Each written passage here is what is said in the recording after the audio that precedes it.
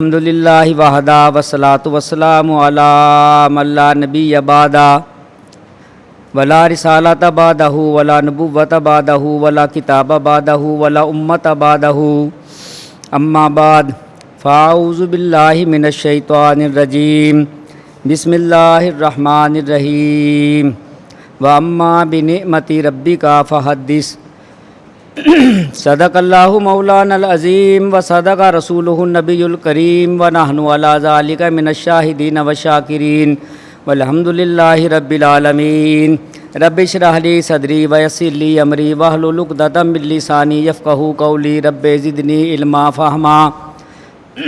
میرے ذمے جو لگا ہے نا وہ یہ ہے کہ علماء دیوبند کی جو اسناد ہے علم حدیث کی اس کے اوپر جسے کہتے ہیں کہ گفتگو کرنا، جسے کہ اس وقت مقصد ہے۔ ہمارے تمام اکابر جو ہیں جب وہ بخاری پڑھاتے ہیں یا ترمذی پڑھاتے ہیں تو وہ طالب علموں کو اپنی سند بتاتے ہیں، اور ہمارے مولانا سرفراز خان صفدر رحمہم اللہ نصرت علوم میں جو تھے جب وہ پڑھاتے تو وہ یہ بات کہتے تھے کہ میری سند کے 3 حصے ہیں، اور مولانا سلیم اللہ خان دوسرے حضرات سب کی کاپیاں جو اس کی بھی وہ یہی کہتے ہیں کہ بھئی ہماری علم حدیث کی اسناد کے 3 حصے ہیں۔ تو ایک حصہ ہے مجھ سے لے کے شاہ ولی اللہ رحمہ اللہ تک، ایک ہے صاحب شاہ ولی اللہ سے لے کے صاحب کتاب تک، اور ایک اس کا حصہ ہے صاحب کتاب سے لے کے اور نبی کریم صلی اللہ علیہ وسلم تک۔ تو آج جس کے اوپر گفتگو ہے وہ شاہ ولی اللہ سے لے کے الیاس گھمن تک ہم بات کریں گے اگر اللہ نے موقع دیا۔ تو یہ جو 3 حصے ہیں، جو سب سے اوپر والا حصہ ہے نا وہ تو ہر کتاب علم حدیث کی جو حدیث کی سند والی کتاب ہوتی ہے، حدیث کی 2 قسمیں ہوتی ہیں کتابوں کی، یاد رکھنا۔ ایک ہوتی ہے سند والی کتاب اور ایک ہوتی ہے بغیر سند کی کتاب، سیاہ ستہ۔ تو اس میں حدثنا، حدثنی، اخبرنا سمیت ہو کے الفاظ کے ساتھ جسے کہتے ہیں حدیث موجود ہے، اور وہ نبی کریم صلی اللہ علیہ وسلم تک جسے کہ اپنا واسطہ محدث بیان کرتا ہے۔ اور ایک مشکات ہے، بلوغ المرام ہے، اثار السنن ہے، اس کے اندر سند نہیں ہے۔ جامع الفوائد ہے، جامع الاصول ہے، ان کے اندر اسناد نہیں ہوتی۔ یا مزی کی کتاب تحفۃ الاشراف ہے، اس کے اندر بھی سند نہیں ہے۔ تو حدیث کی کتابیں 2 قسم کی ہوئی، ایک سند والی ہوئی اور ایک بغیر سند کی۔ بات سند والی کی ہو رہی ہے تو بخاری ہو یا جسے کہتے ہیں سیاہ ستہ میں سے کوئی بھی کتاب ہو، حدثنا اخبارنا میں تو ہو، اس کی وضاحت کرنے کی ضرورت نہیں ہے۔ اگر نخبۃ الفکر حافظ ابن حجر عسقلانی شافعی کی اچھے طریقے سے پڑھی ہے جسے کہتے ہیں، اس کو پتہ ہوگا کہ حدثنی کا کیا مطلب ہے، حدثنا جب کہیں تو کیا مطلب ہے، اخبارنا کہیں تو کیا ہوتا ہے، اخبارانی ہو تو کیا مطلب ہوتا ہے۔ مجھے ضرورت نہیں ہے وضاحت کرنے کی۔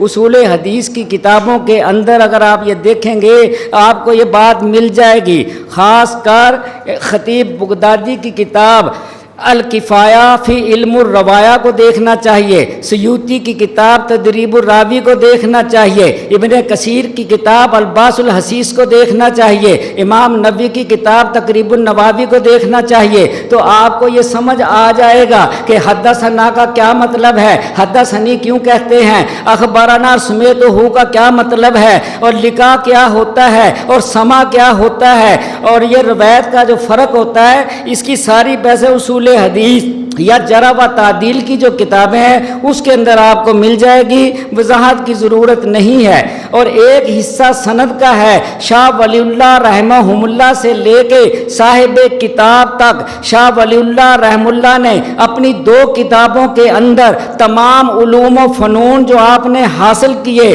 وہ صاحب کتاب تک آپ نے وہ اسناد لکھی ہیں۔ ایک کتاب ہے تصوف کے حوالے سے، ایک ایک کتاب ہے شاہ ولی اللہ کی علم حدیث کے حوالے سے، جو تصوف کے سلاسل ہے، سلسلہ چشتیہ ہو، نقش بندی ہو، سہر وردی ہو، شاذلی ہو یا قادری مجددی ہو، شاہ صاحب کے بے شمار سلاسل ہیں۔ انہوں نے اپنے تمام سلاسل جو نبی کریم صلی اللہ علیہ وسلم تک ان کی اسناد لکھی ہیں، اس کا نام ہے انتباہ فی سلاسل اولیاء اللہ، انتباہ فی سلاسل اولیاء اللہ۔ یہ کتاب بریلویوں نے ترجمہ کر کے شائع کی ہے، اور ہندوستان سے بھی شائع ہوئی ہے، اور کشمیری بازار لاہور سے بھی شائع ہوئی ہے۔ اس کے اندر شاہ ولی اللہ نے اپنے تصوف کے اور اپنے والد گرامی شاہ عبد الرحیم کے تمام سلاسل کا ذکر کیا ہے، اور تمام کو متصل ثابت کیا ہے۔ اور دوسری کتاب شاہ ولی اللہ کی، اس کا دوسرا حصہ ہے جسے کہتے ہیں، اس کے اندر شاہ صاحب نے علم حدیث کی تمام اپنی اسناد جو ہیں وہ صاحب کتاب تک ذکر کی ہیں۔ اور اس موضوع کی جسے کہتے ہیں ایک اور کتاب مولانا عبید اللہ سندھی رحمہم اللہ، جو شیخ الہند کے شاگرد ہیں، ان کی ایک کتاب ہے التمہید۔ التمہید سے مغالطہ نہ کھائیں، ایک التمہید علامہ ابن عبد البر مالکی کی ہے جو موطا کی شرح ہے، وہ مراد نہیں ہے۔ التمہید لائمۃ التجدید کے نام سے حضرت کی کتاب ہے، تو وہ اس کا اب اردو ترجمہ بھی ہو گیا ہے، اور عربی میں تھی، لاہور سے شائع ہو چکی ہے۔ تو جو آدمی اپنی سند کسی بھی فنون کے اندر مولانا عبید اللہ سندھی سے ملا دے گا، تو مولانا عبید اللہ سندھی نے اس کتاب کے اندر یہ اہتمام کیا ہے، تمام علوم فنون کی اپنی اسناد اپنے استاد تک اور پھر استاد سے صاحب کتاب تک اس میں لکھی ہیں۔ یہ التمہید جو کتاب ہے۔ تو اب ہمارا جو جسے کہ گفتگو ہے وہ شاہ ولی اللہ سے نیچے کے سلسلے میں ہے، تو ہماری علم حدیث کی اسناد شاہ ولی اللہ سے شروع ہوتی ہیں، یہ آپ سمجھیں۔ شاہ ولی اللہ رحم اللہ کی بات کرتے ہیں، وقت مجھے 2.5 گھنٹے یا 2 گھنٹے دیا گیا ہے، اسی جگہ پہ میری تقریر 8 گھنٹے کی بھی موجود ہے، اسی جگہ پہ میری تقریر 5 گھنٹے کی بھی موجود ہے، اور پچھلے سال میری تقریر 3 گھنٹے کی ہے۔ اب کیسے جلدی جلدی میں ہو سکتا ہے کام؟ تو بات یہ ہے کہ شاہ ولی اللہ رحمہم اللہ سے پہلے 2 شخصیات ایسی گزری ہیں کہ علماء دیوبند کا ان سے گہرا تعلق ہے، اس لیے ہم ان کو بھی بیان کرتے ہیں۔ وہ یہ نہیں کہ بریلویوں کے کھاتے میں ہم ان کو ڈال دیں، وہ اکابر ہمارے ہیں۔ ایک ہے شیخ احمد سرہندی، جن کو مجدد الفسانی کہتے ہیں۔ یہ مجدد الفسانی جو ہیں یہ 11ویں صدی کے مجدد ہے۔ حدیث میں آتا ہے کہ ہر صدی میں مجدد ہوگا، وہ حدیث آپ کو پتہ ہوگی۔ اور دوسری بات یہ ہے کہ 1000 سال کا مجدد ہوتا ہے کہ نہیں، یہ حدیث میں نہیں ہے، یہ عطا کرتا ہے جسے کہتے ہیں ہم عصروں کا علامہ عبد الحکیم سیال کوٹی، جنہوں نے بیضاوی پڑھی ہے، متول پڑھی ہے، مختصر المانی پڑھی اچھے انداز میں، ان کو پتہ ہوگا کہ جسے کہتے ہیں الہیات کیا ہے اور حیت کا مسئلہ اور یہ فنون کیا ہوتے ہیں۔ علامہ عبد الحکیم سیال کوٹی، تحصیل بازار لاہور میں ان کا وہ سیال کوٹ میں ان کا مزار ہے، یہ مجدد صاحب کے ہم عصر ہیں۔ انہوں نے مجدد صاحب کو یہ کہا تھا کہ مجدد الفسانی یہ منقول نہیں ہے، حدیث میں تو 1000 سال کا مجدد نہیں آیا، یہ عطا کردہ ہے ان کے ہم عصر کی بات۔ اور انہوں نے مجدد صاحب نے جواب میں اس کے ان کو کہا تھا آفتاب پنجاب۔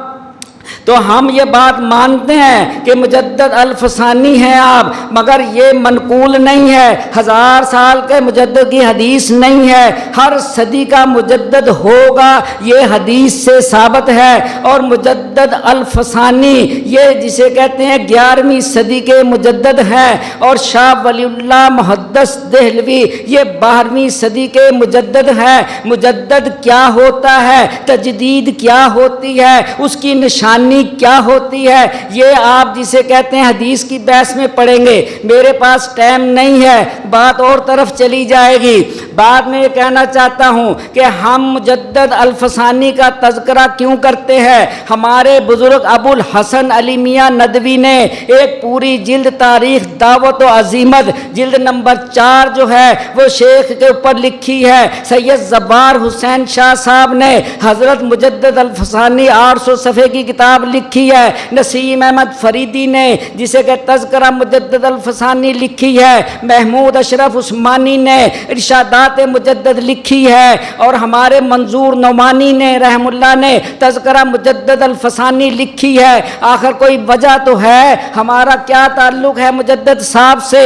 تو یاد رکھیں، ہمارا نقش بندی سلسلہ جو حاجی صاحب کا ہو یا مولانا خان محمد کا ہو یا پیر ذوالفقار کا ہو یا مولانا سرفراز کا ہو یا الیاس گھمن صاحب کا ہو، ان کا ساروں کا سلسلہ مجدد الفسانی سے ملتا ہے۔ یاد رکھنا، حضرت حاجی امداد اللہ مہاجر مکی کے 2 سلسلے ہیں نقش بندیوں کے، ایک آفاقیہ ہے، ایک آدمیہ ہے۔ حاجی صاحب نے اپنے سلاسل کا تذکرہ اپنی کتاب کے اندر ضیاء القلوب میں بھی کیا ہے، ارشاد مرشد میں بھی کیا ہے، اور وہ کتاب کلیات امدادیہ میں چھپ چکی ہیں۔ کلیات امدادیہ 10 رسالوں کا مجموعہ ہے۔ ہمارا حاجی صاحب کا جو سلسلہ جسے کہتے موجود ہے وہ سمجھو، پیر ان کے تھے نصیر الدین دہلوی۔ یہ نصیر الدین دہلوی حاجی صاحب کے پہلے مرشد ہیں۔ نقش بندی اور مجدد صاحب سے تعلق بتانے لگا ہوں۔ ان کے پیر تھے جسے کہتے ہیں شاہ آفاق محدث دہلوی، ان کے پیر تھے ضیاء اللہ، ان کے پیر تھے زبیر، ان کے پیر تھے حجت اللہ، ان کے پیر تھے خواجہ معصوم۔ خواجہ معصوم کے والد تھے مجدد الفسانی رحم اللہ۔ تو ہمارا سلسلہ ہے، ہمارے پیر ذوالفقار کا سلسلہ، پیر صاحب کے مرشد ہیں غلام حبیب نقش بندی، غلام حبیب کے مرشد ہے عبد المالک صدیقی، عبد المالک صدیقی کے مرشد ہے فضل علی قریشی، فضل علی قریشی کے مرشد ہے سراج الدین، سراج الدین کے مرشد ہیں جسے کہتے ہیں خواجہ عثمان دمانی، خواجہ عثمان دمانی کے مرشد ہے دوست محمد قندھاری، دوست محمد قندھاری کے مرشد ہے احمد سعید دہلوی، وہ شاہ غلام علی دہلوی کے خلیفہ، وہ مرزا مظہر جانے جانا کے خلیفہ، مرزا مظہر جانے جانا نور محمد بدایونی کے خلیفہ، وہ شاہ سیف الدین کے خلیفہ، وہ شاہ زبیر کے خلیفہ، وہ حجت اللہ کے، اور وہ خواجہ معصوم کے اور مجدد الفسانی کے۔ سمجھ گئے ہو؟ مولانا سرفراز خان صفدر کا بھی یہ سلسلہ ہے، وہ خلیفہ ہیں مولانا حسین علی ماں بچراں والوں کے، وہ خلیفہ ہیں جسے کہتے ہیں خواجہ جسے کہ عثمان دمانی کے۔ آگے پھر وہی سلسلہ ہے مولانا خان محمد صاحب، وہ خلیفہ ہیں عبداللہ صاحب لدھیانوی کے، وہ خلیفہ ہیں ابو سعد احمد خان کے، وہ خلیفہ ہیں جسے کہ فضل علی قریشی کے، وہ خلیفہ ہیں سراج الدین کے۔ یہ جسے کہ پھر وہی سلسلہ آگے ہمارا نقش بندیوں کا۔ تو مجدد صاحب سے تعلق ہمارا ہے کہ نہیں؟ تو ہم بھی نقش بندی ہیں، مجددی ہیں۔ آپ شرم نہ محسوس کریں اور ان لفظوں کو بریلویوں کے کھاتے میں نہ ڈالیں جسے کہتے ہیں ہم بھی نقش بندی ہیں، ہم بھی مجددی ہیں، ہم بھی قادری ہیں۔ یاد رکھنا، ہمارے بزرگوں نے تصوف استعمال بھی کیا ہے، کرتے بھی ہیں، کراتے بھی ہیں، مگر جہاں ہوتا ہے تصوف اس کو وہیں رکھتے ہیں، جو اس کا مقام ہے اس کو وہ دیتے ہیں، ہم سر پہ نہیں اٹھاتے۔ یاد رکھنا۔ تو ہمارا تعلق مجدد صاحب سے ہے، اور دوسرا تعلق ہے، دوسری شخصیت ہے شیخ عبدالحق محدث دہلوی۔ ان کا تذکرہ کیوں کرتے ہیں؟ بریلوی ان کو محقق علی الاطلاق کہتے ہیں۔ ہمارا تعلق بھی ہے شیخ عبدالحق محدث دہلوی کا تذکرہ پروفیسر خلیق احمد نظامی نے حیات شیخ عبدالحق محدث دہلوی میں تفصیل سے کیا ہے، وہاں دیکھ لیں۔ یا جسے کہتے ہیں مولانا عبید اللہ سندھی کی کتاب شاہ ولی اللہ اور ان کی سیاسی تحریک کے اندر دیکھے کہ ان کا طرز کیا تھا۔ اور جو لوگ مشکات پڑھتے ہیں، مشکات کا مقدمہ جو ہے اصول حدیث کا وہ شیخ عبدالحق کا لکھا ہوا ہے۔ مولانا خلیل احمد سہارنپوری نے اپنی کتاب براہین قاطعہ میں لکھا ہے کہ شیخ فرماتے ہیں، شیخ سے مراد شیخ عبدالحق محدث دہلوی ہے۔ یہ شیخ عبدالحق محدث دہلوی کون تھے؟ جنہوں نے اشعت اللہ معاد شرح مشکات لکھی ہے فارسی میں شرح، یہ اسماء و رجال مشکات کی بحث اس میں ہے۔ دوسری شرح ان کی لمعات التنقیح شرح مشکات المصابی، یہ عربی میں ہے۔ بعض کہتے ہیں مرکات فائق ہے ملا علی قاری کی، یا یہ کتاب فائق ہے، بعض کہتے ہیں وہ تفصیل ہے لمبی ہے، ملا علی قاری دور چلے جاتے ہیں، مختصر مشکات کو حل شیخ عبدالحق نے کر دیا ہے۔ تو شیخ عبدالحق کی کتاب ایک عقائد بھی ہے تکمیل الایمان، ایک مجد الدین فیروز آبادی کی کتاب جو سفر سعادت ہے اس کی شرح جسے کہتے کی ہے شیخ عبدالحق نے، اور شیخ عبدالقادر جیلانی کی کتاب فتوح الغیب کی شرح فتوح الغیب کی ہے، اور بے شمار کتابیں ہیں، تکمیل الایمان ان کی کتاب ہے، اشد اللہ مات ہے، اور بہت سی کتابیں نے لکھی ہیں۔ ان کے بیٹے نور الحق نے تحسیر القاری شرح صحیح بخاری فارسی کے اندر 6 جلدوں میں لکھی ہے۔ اس لیے اس خاندان نے بر صغیر میں شاہ ولی اللہ سے پہلے حدیث کی خدمت کی ہے، اس لیے ہم ان کا تذکرہ کرتے ہیں۔ یہ بزرگ ہمارے تھے، صرف فرق یہ تھا مولانا عبید اللہ سندھی کے بقول کہ حضرت کا طریقہ کار مجدد صاحب سے مختلف تھا۔ مجدد صاحب کی عادت تھی کہ جو ہوتا ہے ہو جائے، ہم جسے کہتے ہیں یہ بات غلط نہیں مانتے، وہ مسئلے کو سمجھیں آپ۔ ایک مسئلہ ہوتا ہے اصحاب عزیمت ہونا، ایک ہوتا ہے اصحاب رخصت ہونا۔ اصحاب رخصت کی گنجائش بھی اسلام میں ہے، اور عزیمت تو جسے کہ بڑا کارنامہ ہوتا ہے۔ تو مجدد صاحب عزیمت تھے، شیخ عبدالحق محدث دہلوی صاحب رخصت میں شمار ہوتے تھے۔ یہ کیا طرز تھا بقول عبید اللہ سندھی کے، انہوں نے لکھا ہے شاہ ولی اللہ اور ان کے فلسفے کے اندر جسے کہتے ہیں، جو سن 1940 میں چھپی ہے ان کی کتاب۔ تو جو مولانا عبید اللہ سندھی نے کہا کہ وہ یہ کرتے تھے کہ جب ان سے کوئی مسئلہ پوچھتا تو کہتے میرے نزدیک یہ صحیح ہے، میرا عمل اس بات پہ ہے، دوسرے کی تردید نہیں کرتے تھے۔ یہ طرز تھا شیخ عبدالحق محدث دہلوی کا۔ تو اب یہ 2 شخصیتیں ہیں، اور جو تیسری تھی ان کے صرف حواشی ہیں، وہ بھی بزرگ تھے، ان کا تذکرہ اس لیے کیا ہے کہ شاہ عبدالعزیز محدث دہلوی نے اپنے فتاوی عزیزی کے اندر بھی اور اپنی تفسیر فتح العزیز کے اندر وما اہل بہ لغیر اللہ کی جو بحث کی ہے، اس بحث کے تردید میں یہ علامہ عبدالحکیم سیالکوٹی کے نظریے کی تردید کی ہے انہوں نے، کہ ان کا نظریہ احلال کے مسئلے میں یہ غلط ہے، اور شاہ عبدالعزیز کا جو موقف ہے ہمارے ہاں وہ ٹھیک ہے۔ تو جب وہ تردید آپ پڑھیں گے تو آپ کہیں گے کون ہے وہ عبدالحکیم سیالکوٹی؟ یہ عبدالحکیم سیالکوٹی وہی ہے جو جسے کہ فنون کی کتابوں کے حواشی جنہوں نے لکھے ہیں، اور سیالکوٹ میں ان کا مزار ہے۔ اب آ جاتی ہے بات شاہ ولی اللہ کی۔ شاہ ولی اللہ محدث دہلوی یہ 12ویں صدی کے مجدد ہیں، نسل کے اعتبار سے فاروقی ہیں، ننکانہ وہ جو نانے ہیں ان کے وہ علوی ہیں، یہ جسے کہتے ہیں کہ عبد الرحیم کے بیٹے ہیں۔ مدرسہ رحیمیہ محلہ مہدیہ کے اندر ہے، جو دلی کے جو شہر ہیں دروازے ہیں ان سے باہر تھا محلہ مدرسہ رحیمیہ، شاہ ولی اللہ کے والد نے قائم کیا تھا، ان کا نام عبد الرحیم تھا، ان کے باپ کا نام وجیہ الدین تھا۔ یہ حضرت عمر فاروق کی نسل سے ہیں، یاد رکھنا۔ انہوں نے برے صغیر کے اندر بے شمار کام و خدمات قرآن و سنت کے انجام دی ہے۔ شاہ ولی اللہ رحم اللہ نے دیکھا اپنے زمانے میں کہ لوگ کیا کر رہے ہیں، انہوں نے قرآن و سنت کی ایسی جسے کہتے ہیں کہ خدمت کی ہے۔ آپ کے نصاب میں تو صرف الفوز الکبیر لگی ہے، الفوز الکبیر بھی اچھی طرح نہیں تم پڑھتے۔ شاہ ولی اللہ کو سمجھنا اگر ہے، ان کی ازالت الخفان خلافت خلفاء کو پڑھو، ان کی قرۃ العینین فی تفصیل شیخین کو پڑھو۔ اگر ان سے تصوف سمجھنا ہے، مجدد کا کام ہوتا ہے اپنے دور کی سب سے بڑی جو فتنہ ہوتا ہے اس سے وہ ٹکر لیتا ہے، یاد رکھنا، اور اس فتنے کو ختم کرتا ہے، اور جو برائیاں اور علائش گندی وہ صحیح باتوں میں شامل ہو جاتی ہے، ہر شعبے کی پھر وہ تجدید کرتا ہے۔ شاہ ولی اللہ ایسے ہی تھے، یاد رکھنا، قرآن کی خدمت کی، حدیث کی خدمت کی، فقہ کی خدمت کی، تصوف کی خدمت کی، بادشاہوں کو صحیح کیا، اور سیاست کے اندر بھی مرہٹوں کی جسے کہتے ہیں کہ وہ مقابلہ کیا ہے شاہ عبدالی کو بلا کے۔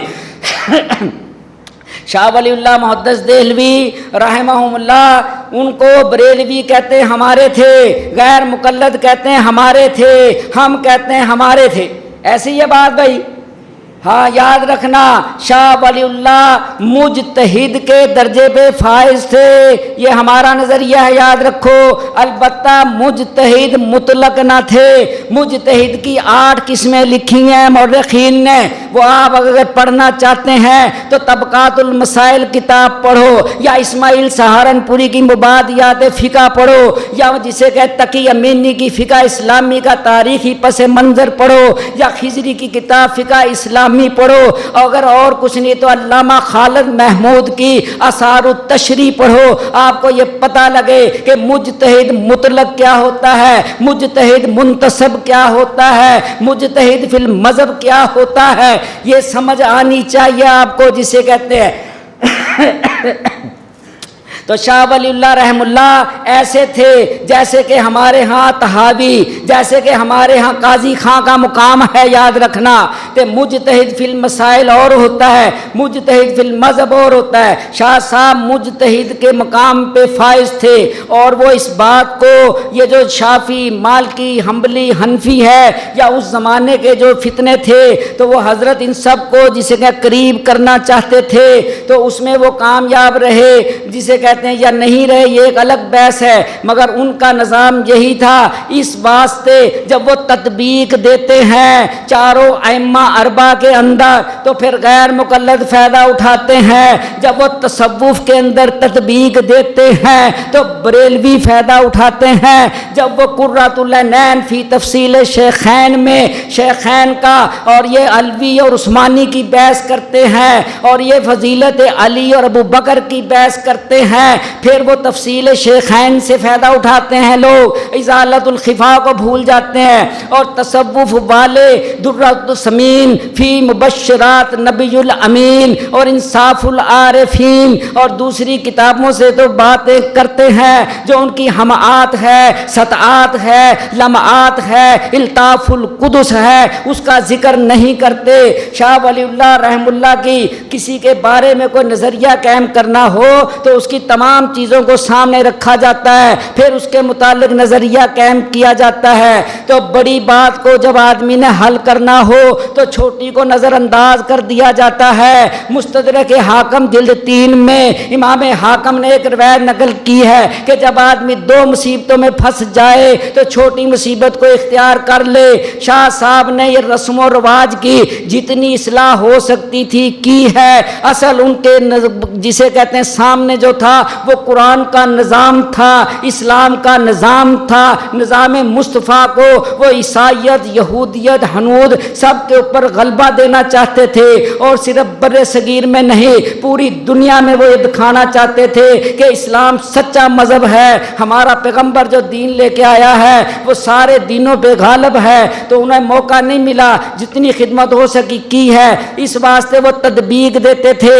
تو جب بدور البازغہ اور جسے کہتے تفہیمات الہیہ اور حجت اللہ کا پہلا حصہ جب یہ کوئی پڑھتا ہے اور وہ تطبیق کو سمجھ نہیں پاتا، وہ غیر مقلد پھر اپنی بات کرتے ہیں، دیکھو جی یہ ہماری حمایت اس بات سے ہو رہی ہے۔ یاد رکھنا ایسے نہیں تھے شاہ ولی اللہ، اس بات کو اگر سمجھنا ہے آپ نے تو شاہ ولی اللہ کے بارے میں عبید اللہ سندھی کی دونوں کتابیں پڑھیں، شاہ ولی اللہ اور ان کا فلسفہ، اس کا نام ہے شاہ ولی اللہ کی حکمت کا اجمالی تعارف، اور دوسری کتاب یہ پڑھے کہ شاہ ولی اللہ ان کی سیاسی تحریک آپ کو سمجھ آئے، اور علامہ بن نوری کا مضمون پڑھے، مولانا خیر محمد جلندری کا مضمون پڑھے، مولانا محمد علی صدیقی کا مضمون پڑھے، اور مولانا محمد صدیق باندوی ان کی کتاب ہے فقہ ولی الہی جو مجلی نشریات اسلام کراچی سے چھپی ہے، اس کو آپ دیکھیں۔ اور اگر کچھ نہیں ہو سکتا تو مجاہد ملت مولانا حفظ الرحمان سہاروی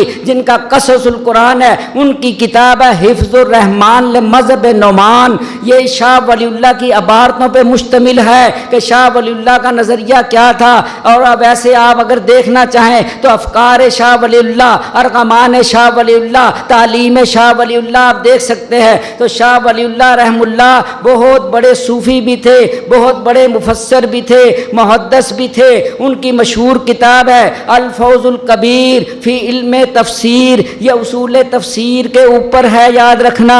پھر ان کی ایک تفسیر ہے، اس کا نام ہے فتح الخبیر، یہ تفسیر ہے قرآن کی۔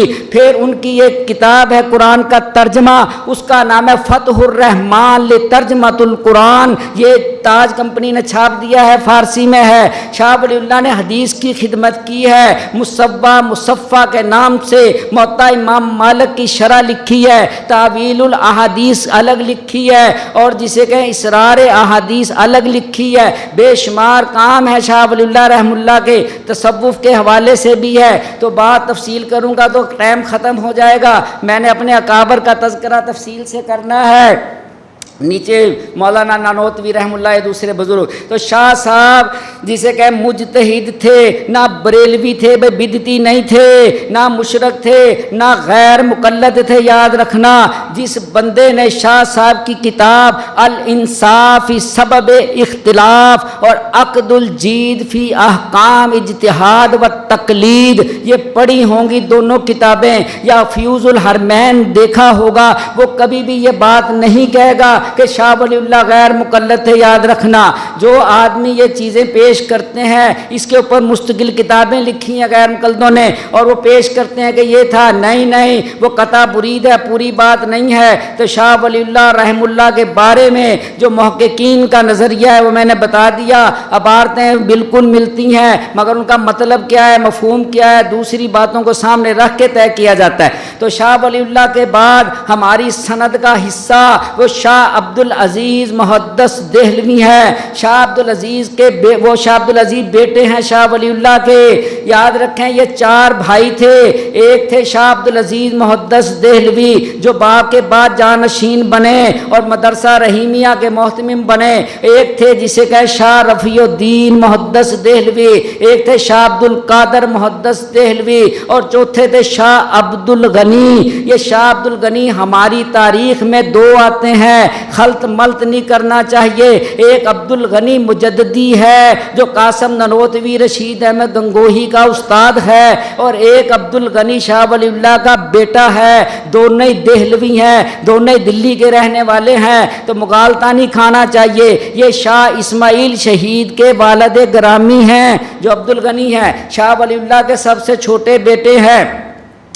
آپ دیکھیں اللہ کا جسے کا نظام ہے، سب سے پہلے شاہ ولی اللہ کا سب سے چھوٹا بیٹا انتقال کرتا ہے جسے کہتے ہیں، اور 3 سال بعد دوسرا بھائی۔ تو ان کی کوئی کتاب کوئی چیز نہیں ہے، ہمارے پاس صرف شاہ اسماعیل شہید کا نام گرامی ہے کہ باپ کی کمی بیٹے نے پوری کی ہے الحمدللہ۔ تو عبدالغنی کے بعد پھر شاہ عبدالقادر فوت ہوتے ہیں۔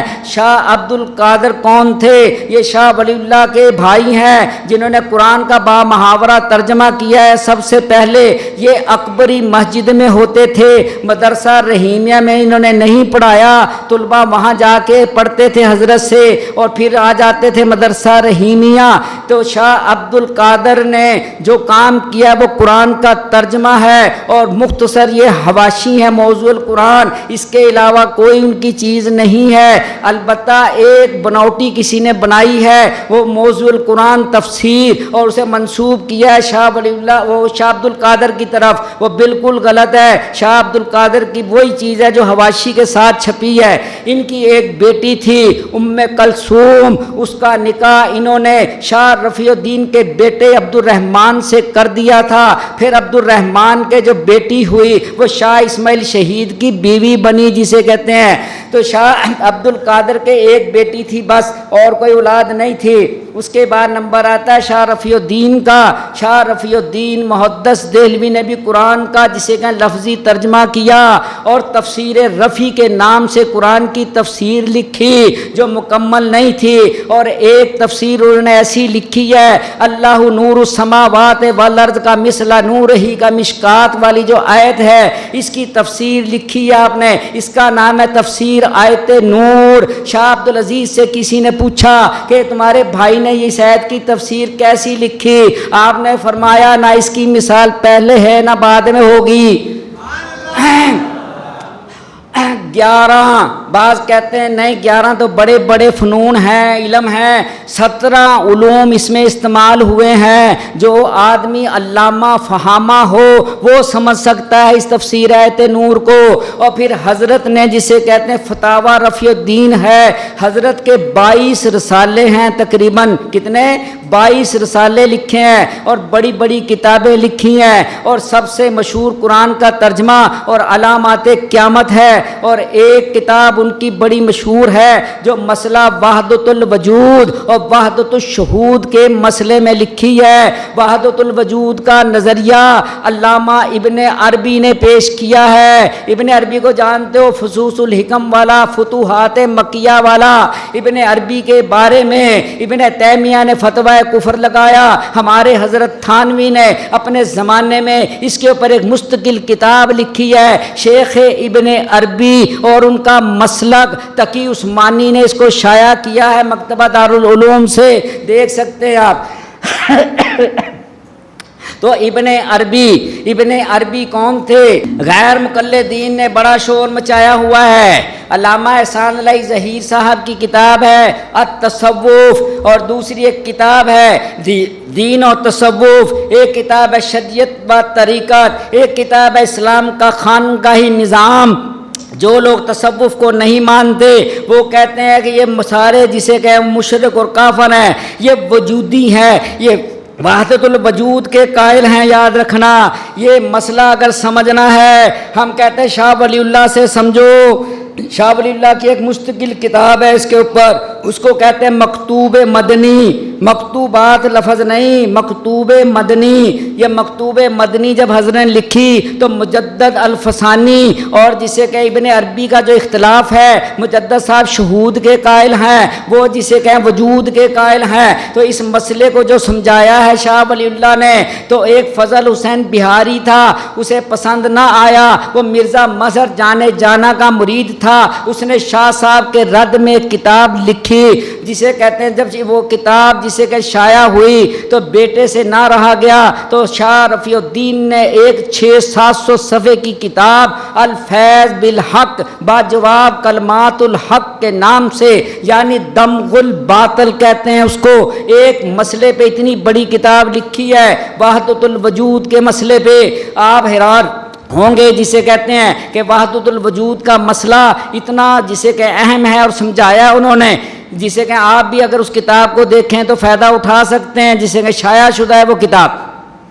تو شاہ رفیع الدین کے بھائی جسے کہتے ہیں کہ بھائی 5 بیٹے تھے، ایک شاہ موسیٰ جو سر سید کا استاد تھا، اثار الصنادید میں سر سید نے ان کا تذکرہ کیا ہے، ایک شاہ موسیٰ تھے، ایک عبد الرحمن تھے، ایک ظہیر الدین تھے، ایک شاہ عیسیٰ تھے۔ یاد رکھنا یہ جو شاہ موسیٰ اور شاہ مخصوص اللہ تھے، یہ جسے کہتے ہیں شاہ اسماعیل شہید اور شاہ اسحاق کے مخالف تھے، دوسرے بچوں کا تذکرہ نہیں ملتا۔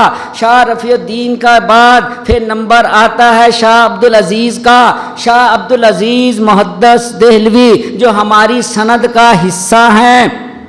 شاہ صاحب کا کام کیا ہے؟ شاہ صاحب نے فتح العزیز کے نام سے قرآن کی تفسیر لکھی ہے، پہلا پارہ اور دوسرے پارے کا جسے کہ 3-4 رکوع ہیں، 29واں پارہ 30واں پارہ ہے، جسے کہ علامہ انور شاہ کشمیری سے کسی نے پوچھا کہ تفسیر عزیزی کیسی ہے، کہتے بھائی اگر یہ مکمل ہو جاتی تو قرآن کو سمجھنے کے لیے کسی اور چیز کی ضرورت نہیں تھی۔ یہ شاہ عبدالعزیز محدث دہلوی کی تفسیر ہے، اس کا ترجمہ مصطفیٰ بجنوری نے کیا ہے، جسے کہ تفسیر عزیزی کے نام سے۔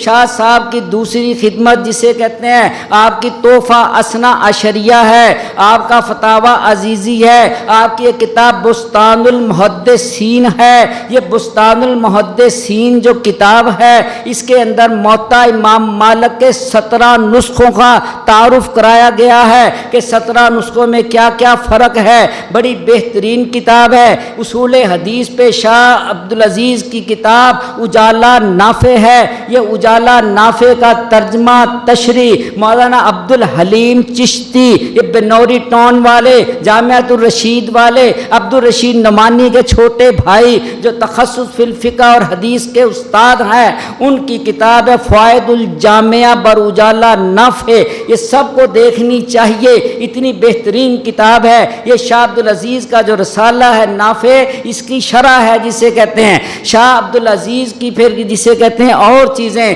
آپ جب دیکھیں گے حیران ہوں گے کہ شاہ عبدالعزیز کس مقام پہ فائز تھے۔ شاہ عبدالعزیز محدث دہلوی کے 3 بیٹیاں تھیں، بیٹا نہیں تھا۔ ایک بیٹی جسے کہ عبدالحی برہانوی کے تھی۔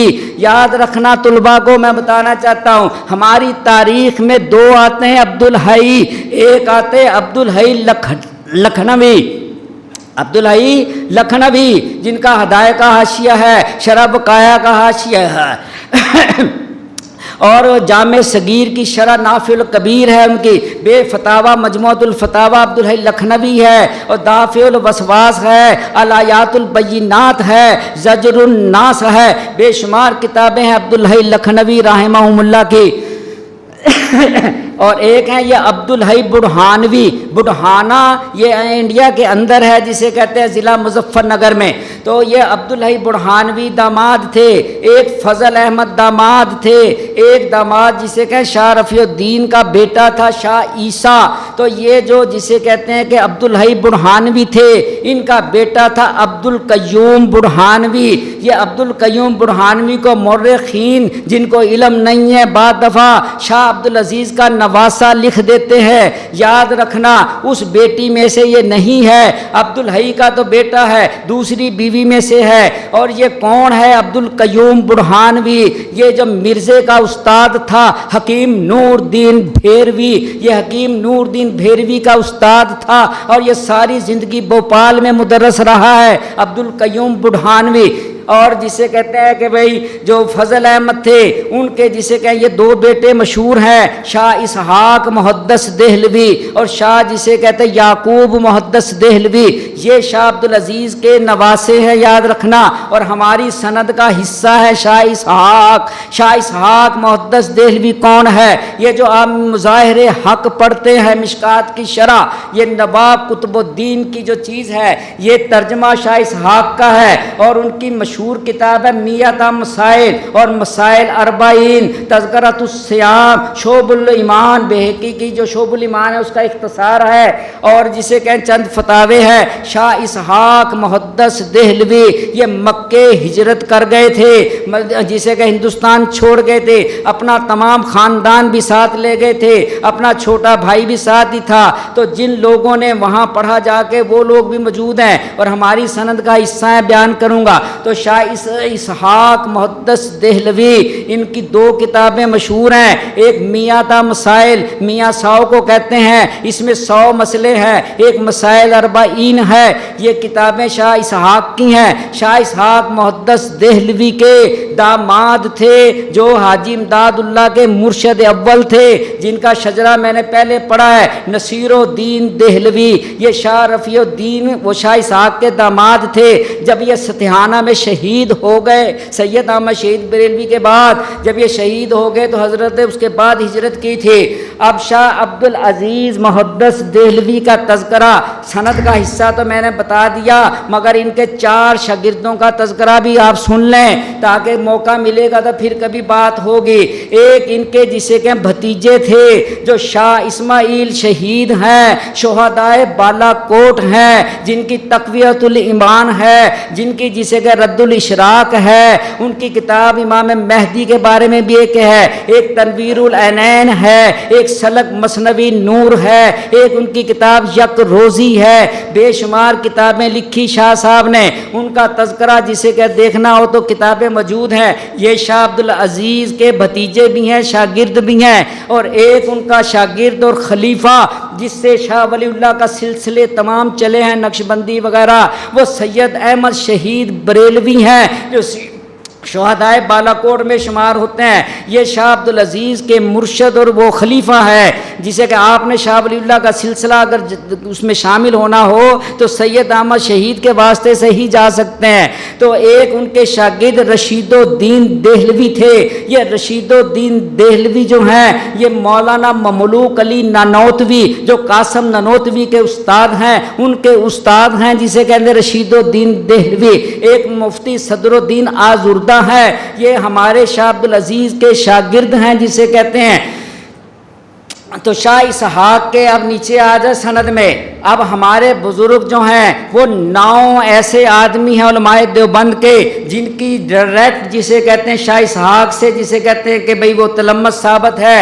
ایک ہے مولانا احمد علی سہارنپوری۔ مولانا احمد علی سہارنپوری کون ہے؟ شاہ اسحاق کے شاگرد ہیں اور قاسم نانوتوی کے استاد ہیں، اور بخاری جو آپ پڑھتے ہیں مدرسوں میں اس کا حاشیہ یہ مولانا احمد علی سہارنپوری نے لکھا ہے۔ آپ جو ترمذی پڑھتے ہیں اس کا حاشیہ مولانا احمد علی سہارنپوری نے لکھا ہے۔ آپ جو مشکات پڑھتے ہیں اس کا حاشیہ مولانا احمد علی سہارنپوری نے لکھا ہے۔ اور ایک ان کی کتاب ہدیۃ المعتدی لقراءۃ المقتدی ہے، ایک ان کا فتاوی ہے، ایک ان کا فتاوی میلاد شریف ہے۔ مولانا احمد علی سہارنپوری یہ اس زمانے کے شاگرد ہیں جب جسے کہتے ہیں ہجرت کر کے جسے کہتے ہیں پہنچ گئے تھے مکہ معظمہ، تو یہ کہتے ہیں کہ جسے کہتے ہیں 18-19 سال کے تھے تو جوان تھے، کبوتر بازی کیا کرتے تھے۔ تو مولانا سعادت علی فقی جو بانی ہیں مظاہر العلوم کے، انہوں نے کہا دیکھو یہ کیسا بچہ ہے اور اس کا باپ کیسا تھا، تو کسی کو بھیجا، بعض روایتوں میں آتا خود گئے اور وہ اسے دروازہ کھٹکھٹایا، وہ نیچے اترے، کہا یہ مسئلہ بتا، یہ مسئلہ بتا، یہ مسئلہ بتا۔ انہوں نے کہا مجھے نہیں پتا۔ انہوں نے کہا جسے کہ تیرا باپ ایسا تھا اس سے ہم پوچھا کرتے تھے، یہ کرتے تھے۔ بچے کے دل میں ایسی تڑپ ہوئی ہے علم کی، انہوں نے سارے کبوتر بیچ دیے اور کہنے لگا میں نے پڑھنا ہے، میں نے مولوی بننا ہے۔ ان کی ماں کہنے لگی شاہ اسحاق تو ہجرت کر گیا ہے، اب کس سے تو پڑھے گا؟ کہنے لگے میں نے پڑھنا ہے۔ حج کا ارادہ کیا، محنت مزدوری کرتے گئے، وہاں جا کے مکے میں شاہ اسحاق سے پڑھا، اس فجر سے لے کے ظہر تک جتنا سبق پڑھنا ہوتا تھا ہاتھ سے لکھتے تھے، پھر جا کے استاد کو سناتے تھے، پھر وہ ہاتھ کی لکھی ہوئی جو بخاری تھی اس کو آ کے مطبع احمدی قائم کیا اور آ کے اس کو یہاں شائع کیا۔ مولانا احمد علی سہارنپوری یہ مولانا قاسم نانوتوی کے استاد تھے۔ تو مولانا جسے کہتے ہیں جب 25 پارے بخاری کے لکھ چکے تو حضرت سے لکھے نہیں جا رہے تھے تو قاسم نانوتوی کے سپرد کر دیے۔ لوگوں نے اعتراض کیا کہ اسے کم عمر بچہ ہے اس کے سپرد کیا کر دیا ہے تو نے؟ کہنے لگے مجھ سے اچھا نہ لکھے تو پھر کہیو۔ سمجھ رہے ہو بات کہ قاسم نانوتوی ایسا آدمی ہے کہ میں نے ویسے نہیں سپرد کیا، یہ مجھ سے اچھی شرح لکھ سکتا ہے جسے کہتے ہیں۔ اور آپ کو پتہ ہے جو بخاری جس نے پڑھی ہے پڑھائی ہے کہ بخاری کے آخری 5 پارے ساری بخاری سے مشکل ترین ہے، اور حضرت نے جو حواشی لکھے ہیں وہ آپ دیکھیں قاسم نانوتوی کے، پتہ لگ جائے گا کہ بخاری کو حل کیا ہے کہ نہیں۔ تو مولانا احمد علی سہارنپوری کی بات ہو رہی تھی، 1297 میں ان کا انتقال ہوا ہے۔ تو ہمارے دوسرے جسے کہیں بزرگ مولانا مظہر نانوتوی ہیں، یہ مظہر نانوتوی بھی شاہ اسحاق کے شاگرد ہیں۔ یہ مظہر نانوتوی کون ہیں یاد رکھنا، ہمارے بچے تاریخ نہیں پڑھتے، تاریخ بھی ضروری ہے تاکہ باخبر رہیں اپنی تاریخ سے، اپنے اکابر سے، اپنے اسلاف سے۔ مظہر نانوتوی 3 بھائی تھے، ایک تھے جسے کہتے ہیں یعقوب نانوتوی، ایک تھے احسن نانوتوی، ایک تھے منیر نانوتوی۔ یہ جسے کہتے ہیں کہ یہ بھائی جو تھے مولانا احسن نانوتوی وہ شخص ہے جو بریلی میں تھا، مصباح تہذیب مدرسے کا محتمم، جس نے احمد رضا کے والد نقی علی خان سے مناظرہ کیا۔ مولانا احسن نانوتوی وہ ہے جس نے در مختار کا ترجمہ کیا۔ مولانا احسن نانوتوی وہ ہے جس نے تمہارے کنز الدقائق کا ترجمہ کیا۔ مولانا احسن نانوتوی وہ ہے شرح تہذیب جسے کہتے ہیں، اسے دیکھیں آپ، منطق کی جو کتاب ہے۔ تو مولانا حسن نانوتوی کی سوانح چھپی ہوئی ہے، وہ آپ دیکھ سکتے ہیں.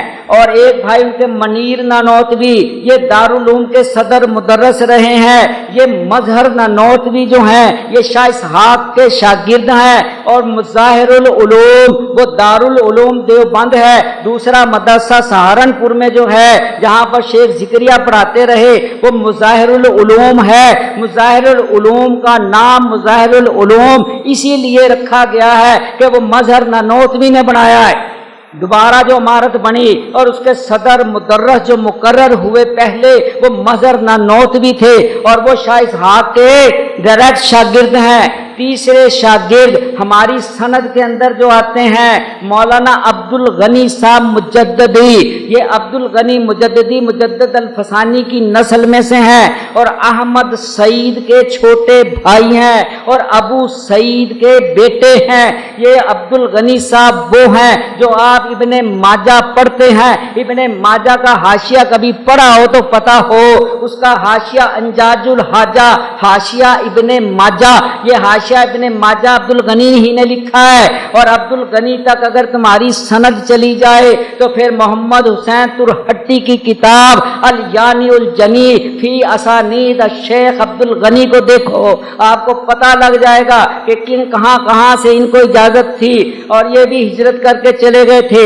حضرت نے بخاری ان سے پڑھی ہے، ترمذی ان سے پڑھی ہے. مولانا رشید احمد گنگوہی کے استاد ہیں، مولانا قاسم نانوتوی کے استاد ہیں اور ہمارے دیگر بزرگوں کے استاد ہیں. اور شیخ الہند کو اعزازی سند انہوں نے دی، خلیل احمد امبیڈوی کو اعزازی سند دی، مولانا عبد العلی میرٹھی کو انہوں نے اجازت سند دی، مولانا احمد حسن امروہی کو انہوں نے اجازت دی. مگر اصل استاد یہ قاسم نانوتوی رحم اللہ کے ہیں، انہوں نے علم حدیث ان سے حاصل کیا تھا. مولانا عبد الغنی صاحب مجددی، ان کی قبر جسے کہتے ہیں مقبرۃ المعلی میں ہے. حاجی امداد اللہ مہاجر مکی سے پہلے ہجرت کر گئے تھے یہ بزرگ.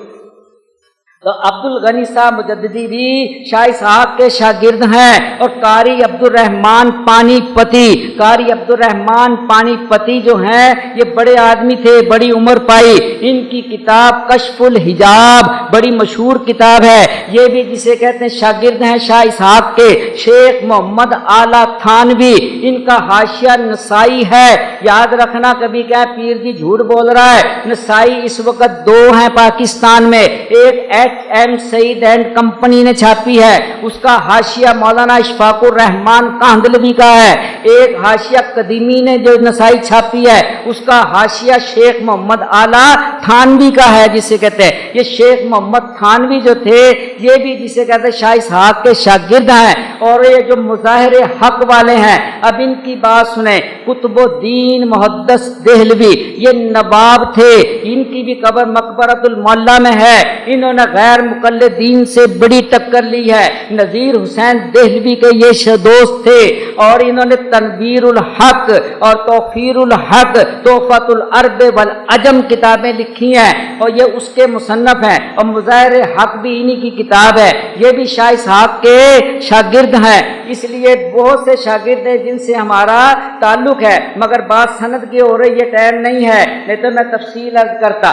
تو اب آگے جسے کہ عبد الغنی کے بعد جو ہمارے دو بزرگ آتے ہیں مشہور، ایک ہیں قاسم نانوتوی اور ایک ہیں جسے کہتے ہیں رشید احمد گنگوہی رحم اللہ. تو ان کے پیر و مرشد جو ہیں وہ ہیں حاجی امداد اللہ. حاجی امداد اللہ بھی شاہ اسحاق کے شاگرد ہیں اور یہ امداد اللہ نام شاہ اسحاق ہی نے رکھا تھا.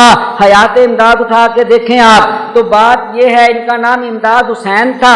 جب یہ شاہ صاحب سے دلی پڑھنے گئے انہوں نے پوچھا نام کیا ہے، کہنے لگے امداد حسین ہے. کہنے لگے آج سے تو امداد اللہ ہے. یہ شاہ اسحاق نے کیا تھا نام ان کا تبدیل. تو حاجی صاحب بھی ان کے جسے کہتے ہیں کیا ہے پیر و مرشد ہیں. حاجی صاحب سے سارے سلسلے دیوبندیوں کے قائم ہیں. حاجی صاحب پورے عالم فاضل تو نہیں تھے مگر آپ کے خلفاء آپ کے مریدین تمام اکثر عالم فاضل تھے. اللہ تعالیٰ نے علم لدنی سے نوازا تھا. حضرت کے کوئی 9-10 سلسلے ہیں. آپ کے پہلے مرشد نصیر الدین، آپ کے دوسرے مرشد نور محمد جھنجھانوی تھے. یہ نور محمد جھنجھانوی جھنجھانا مشہور ہے، شاہ عبدالرزاق جھنجھانوی کی نسل میں سے تھے.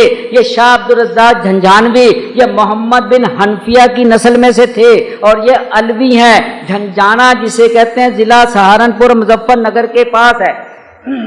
تو یہ لوہاری میں ہوتے تھے نور محمد. سید احمد شہید بریلوی سے بھی انہیں ڈائریکٹ نسبت ہے. تو مولانا رشید احمد گنگوہی، مولانا رشید احمد گنگوہی سن 1244 میں پیدا ہوئے. مولانا رشید قاسم ننوتوی 1248 میں پیدا ہوئے. 4 سال چھوٹے ہیں مولانا گنگوہی سے. جسے کہ مولانا رشید احمد گنگوہی جن کا فتاوی رشیدیہ ہے، یہ فتاوی رشیدیہ علماء دیوبند کا سب سے پہلا فتاوی ہے. یاد رکھیں اس کا مرتب کون ہے بتاؤ ذرا. فتاوے تو حضرت گنگوہی کے ہیں نا، مرتب کس نے کیا نہیں پتا. یہ غیر مقلدوں نے مرتب کیا ہے، یاد رکھنا. یہ عزیز الدین مراد آبادی نے مرتب کیا ہے. مراد آباد کا رہنے والا تھا اور امبالہ ضلع وہ جسے کہ سڈورا سے چھاپا اس نے سب سے پہلے. اس کے بعد مولانا ذکریہ کے والد نے یحییٰ مکتبہ یحییٰویہ سے سہارنپور سے چھاپا تھا جو طبع اول ہے 3 حصوں میں فتاوی رشیدیہ، یہ جسے کہ سڈورے کا چھپا ہوا ہے. اور عزیز الدین مراد آبادی غیر مقلد کا جمع کردہ ہے. اسی واسطے الجواب الصحیح جب آپ دیکھیں گے کہیں عبد الرحمن مبارک پوری کا نام آئے گا، کہیں شمس اللہ قزیم آبادی کا نام آئے گا، کہیں ابراہیم عربی کا نام آئے گا، کہیں شہود الحق کا نام آئے گا. اور یہ سارے تو نذیر حسین کے شاگرد ہیں. یہ فتاوی میں کہاں سے آ گئے؟ دیکھا ہے کسی نے فتاوی رشیدیہ اچھی طرح؟ نہیں دیکھا. اچھا، مولانا رشید احمد گنگوہی حضرت نے ساری زندگی گنگو میں پڑھایا. گنگو 17 کلومیٹر ہے دیوبند سے. میں نے زیارت کی ہے اس کمرے کی. حضرت گنگوہی رحم اللہ جہاں پڑھاتے رہے، اب بھی اس کے اوپر بورڈ لگا ہے، لکھا ہے درسگاہ رشیدیہ. شیخ عبد القدوس گنگوہی کا ایسے مزار ہے، اس میں آپ کا حصہ تھا کیونکہ آپ تو باپ کی طرف سے انصاری ہیں. آپ حضرت ابو ایوب انصاری کی اولاد ہیں اور آپ پیر زادے تھے. عبداللہ ہراتی جن کا ہرات میں مزار ہے، تصوف پہ کتاب صد میدان لکھی ہے، آپ اس کی نسل میں سے تھے. اور جلندھر کے اندر شمس الدین جسے کہ ناصر الدین جلندری، یہ ناصر الدین جلندری جو ہیں یہ آپ کے جد میں شمار ہوتے ہیں. خلیل احمد سہارنپوری اور مولانا حضرت گنگوہی کا 9 واسطوں سے جا کے اوپر نسب ایک ہو جاتا ہے. اور حضرت کی دادی جو تھی وہ شیخ عبد القدوس گنگوہی کی نسل میں سے تھی، اس لیے وہ آپ کا حصہ تھا. تو آپ وہیں سے پڑھایا کرتے تھے. آپ کا معمول یہ تھا کبھی صرف بخاری پڑھاتے، کبھی بخاری ترمذی پڑھاتے. ہدایہ آپ نے بہت عرصہ پہلے چھوڑ دیا تھا. جس نے حدیث پڑھنی ہوتی وہ آپ کے پاس چلا جاتا. کبھی 2 کتابیں سال میں پڑھاتے، کبھی 1 کتاب سال میں پڑھاتے. تو حضرت گنگوہی رحم اللہ یہ پہلے مفتی ہیں ہمارے، یاد رکھنا. اور مولانا میرے پیر و مرشد نفیس شاہ صاحب فرمایا کرتے تھے کہ دیوبندیت نام ہے رشید احمد گنگوہی کا. تو مولانا رشید احمد گنگوہی نے ہدیۃ الشیعہ لکھی ہے، الکتوف الدانیہ فی تحقیق جماعت ثانیہ لکھی ہے، ہدیۃ المعتدی فی قراءۃ المقتدی لکھی ہے، سبیل الرشاد لکھی ہے، تحقیق فی جسے کہتے ہیں کہ جمعہ لکھی ہے، اتحاد الظہر کے اوپر آپ کا فتویٰ ہے. اور میں نے حضرت کے رسائل کو مجموعہ رشید احمد گنگوہی کے نام سے شائع کیا ہے اور تالیفات رشیدیہ کے نام سے بھی چھپ چکا ہے دارہ اسلامیات سے. اور آپ کی قرآن کی مشکلات اس کے اوپر جو آپ کی کتاب ہے وہ جسے کہتے ہیں کہ موجود ہے وہ بھی آپ دیکھ سکتے ہیں. اور مکاتب رشیدیہ ایک الگ کتاب ہے آپ کی، فتاوی رشیدیہ. اور آپ کی سوانح عمری آپ کے خلیفہ مولانا عاشق الہی میرٹھی، یہ عاشق الہی بھی 2 ہیں. ایک عاشق الہی ہے زاد الطالبین والا، انوار البیان والا، تحفہ خواتین والا. ایک عاشق الہی میرٹھی شیخ الہند سے بڑے ہیں، یہ میرٹھ میں رہے ساری زندگی اور قاسم ننوتوی کے شاگرد ہیں. اور خلیفہ ہیں خلیل احمد صاحب ان کے حضرت گنگوہی کے. اور تذکرہ خلیل بھی ان کی کتاب ہے، تذکرۃ الرشید بھی ان کی کتاب ہے، مہتاب عرب ان کی کتاب ہے، الاسلام ان کی کتاب ہے. یہ مولانا عاشق الہی میٹھی کی بتا رہا ہوں. تو حضرت گنگوہی رحم اللہ نے 8-10 کتابیں لکھی ہیں، اور جسے کہتے ہیں کہ بھئی فتاوی رشیدیہ ان کا مشہور و معروف ہے، جسے کہتے ہیں حضرت گنگوہی نے دارالعلوم دیوبند میں نہیں پڑھایا، قاسم نانوتوی کے بعد سرپرست ضرور بنے ہیں دارالعلوم دیوبند کے، اور ساری زندگی سرپرست رہے، انہوں ہی نے حافظ محمد احمد کو محتمم بنایا تھا، قاسم نانوتوی کے بیٹے کو۔ تو حضرت گنگوہی کے 2 بیٹے تھے، حکیم محمود، حکیم مسعود، اور وہ جو ننو میاں تھے ابھی جو فوت ہوئے وہ حضرت کے پوتے تھے ننو میاں۔ تو حضرت کا سلسلہ نہیں چلا، حضرت کے بیٹوں نے ساری زندگی طب کا کام کیا ہے، بڑے اونچے درجے کے حکیم تھے، البتہ مولانا احمد صاحب نے ان کے بیٹے کو شورا کا ممبر رکھا ہوا تھا، حکیم مسعود احمد کا، اور ان کی تقریر المہند کے اوپر موجود ہے، جسے کہتے ہیں دیکھ سکتے ہیں قاسم حضرت گنگوہی کے بیٹے۔ تو اب آ جاتی ہے واری قاسم نانوتوی کی جو ہماری اسناد کا حصہ ہے۔ مولانا قاسم نانوتوی حجت اللہ فی الارض تھے، شمس الاسلام تھے، یاد رکھنا یہ صدیقی برادری کے ہیں۔ حضرت محمد بن حنفیہ، وہ محمد بن ابی بکر جو ان کی نسل میں سے ہے، یہ نانوتا کے صدیقی فیملی سے تعلق رکھتے ہیں، اسد علی کے بیٹے ہیں، مولانا مملوک علی نانوتوی کے رشتہ دار ہیں، مولانا مملوک علی کے شاگرد بھی ہیں۔ مولانا مملوک علی کون ہے؟ یہ یعقوب نانوتوی کے والد گرامی ہیں، اور خلیل احمد سہارنپوری کے نانا جی ہیں یہ مولانا مملوک علی نانوتوی۔ تو انہوں نے ان کو پڑھایا لکھایا۔ قاسم نانوتوی رحمہ اللہ نے ایک تو بخاری کے 5 پاروں کا حاشیہ لکھا، پھر آپ کی کتاب ہدیۃ الشیعہ، اور آپ کی کتاب اجوبہ اربعین، آپ کی کتاب حجت الاسلام، آپ کی کتاب تقریر دل پذیر، آپ کی کتاب قبلہ نما، آپ کی کتاب انتصار الاسلام، آپ کی کتاب مصابیح التراوی، آپ کی کتاب الدلیل المحکم، آپ کی کتاب توثیق الکلام، آپ کی کتاب اسرار قرآنی، آپ کی کتاب جسے کہتے ہیں تحذیر الناس بر اثر انکار ابن عباس۔ تو اب اس کے اوپر ذرا تفصیل سے سنو، یہ اثر ابن عباس کیا شے ہے، اور اس کے اوپر لے دے کیوں ہوئی ہے، اور حضرت پہ کفر کا فتویٰ کیوں لگا ہے، اور احمد رضا نے حسام الحرمین میں کیوں یہ بات کی ہے، یہ تحذیر الناس کیا ہے۔ اثر ابن عباس تو سمجھ گئے ہوں گے آپ۔ دیکھو جو مرفوع حدیث ہوتی ہے ایک مرسل ہوتی ہے، اور ایک مقطوع ہوتی ہے، ایک موقوف ہوتی ہے، اور یہ موقوف ہی کو اثر کہا جاتا ہے۔ جو صحابی پہ رک جائے موقوف ہے، جو تابعی پہ رک جائے مقطوع ہے، اور جو صحابی کا واسطہ بیان نہ کرے وہ ڈائریکٹ بیان کرے وہ مرسل ہے۔ مولانا محمد قاسم نانوتوی حجت اللہ فی الارض کا پتہ ہے کیا مطلب ہوتا ہے؟ چلو بعد میں تفصیل کریں گے۔ حضرت کی عمر 49 سال تھی۔ کتنی عمر پائی ہے کل؟ 49 سال۔ کام دیکھیں کیسا کیا حضرت نے۔ حضرت کی جسے کہ کتابیں تمام اقلیات میں ہیں، جمال قاسمی دیکھیں، قاسم العلوم دیکھیں، انوار النجوم دیکھیں، آپ جسے کہتے ہیں حیران ہو جائیں گے حضرت کے۔ اور حدیث ابی رزین کو آپ دیکھ لیں، جسے کہتے ہیں حدیث ابی رزین سمجھ آئی ہے؟ کائنات بنانے سے پہلے اللہ کہاں تھا؟ کہتے ہیں نا پانی تھا۔ یہ حدیث ابی رزین صحابی ہیں، ان کی بڑی مشہور حدیث ہے، بڑی مشکل میں ڈالتے ہیں جسے کہ محدثین کو یہ حدیث حضرت نے بڑی زبردست شرح کی ہے اس کی حدیث ابی رزین کی۔ تو مولانا محمد قاسم نانوتوی رحم اللہ، ان کے بیٹے تھے حافظ احمد صاحب، اور ان کے بیٹے ہوئے حکیم الاسلام قاری طیب صاحب، اور ایک بیٹے ان کے ہوئے طاہر صاحب۔ یہ تو ان کا جسے کہ شجرہ ہے، یہ سند میں تو نہیں آتے مگر بات بتا دی، قاری طیب کی الگ بحث ہوگی اور طاہر کی پاکستان کے والے سے۔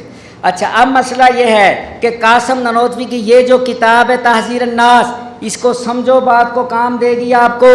یہ وجہ تالیف کیا بنی ہے، کیا ہوا ہے اس کا مسئلہ، تو وہ جو احسن نانوتوی میں نے بتایا ہے اس کی بات کو سمجھو۔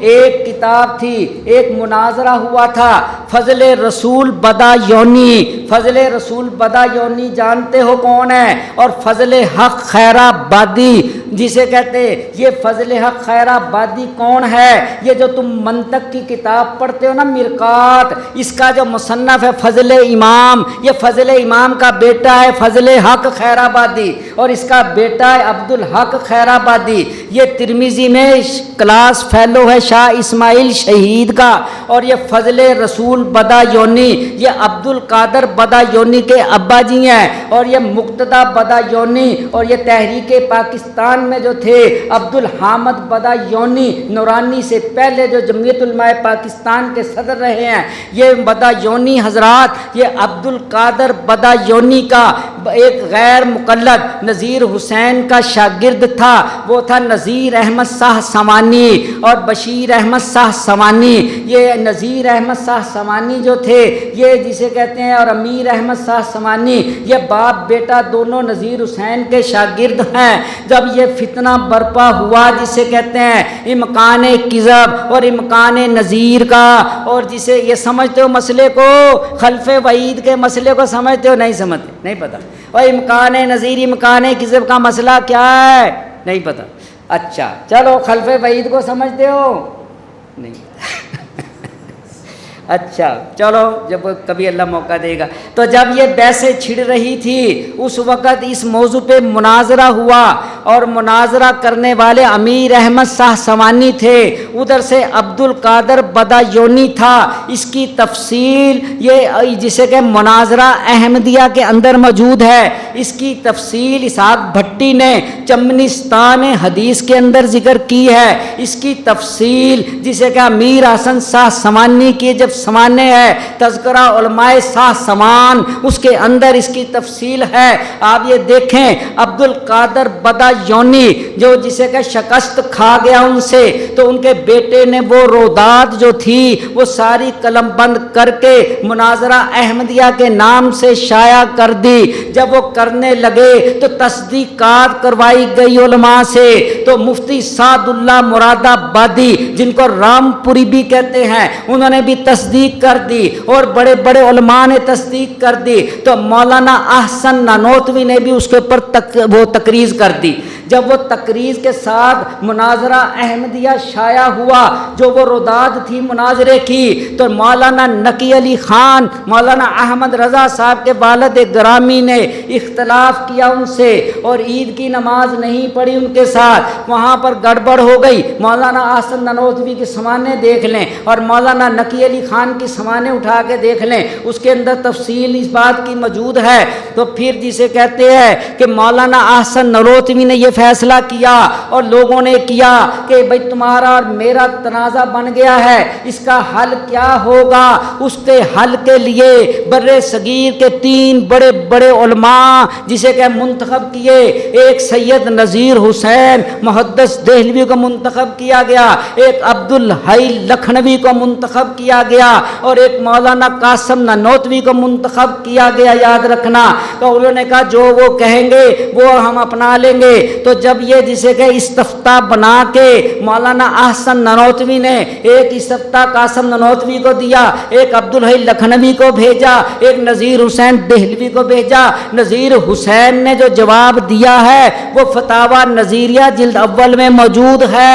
عبد الحی لکھنوی نے جو جواب دیا ہے وہ مجموعۃ الفتاوی عبد الحی میں موجود ہے، اور مولانا قاسم نانوتوی نے جو اس تحریر کا فتوے کا استفتاء کا جواب دیا وہ اس کا نام ہے یہ تحذیر الناس۔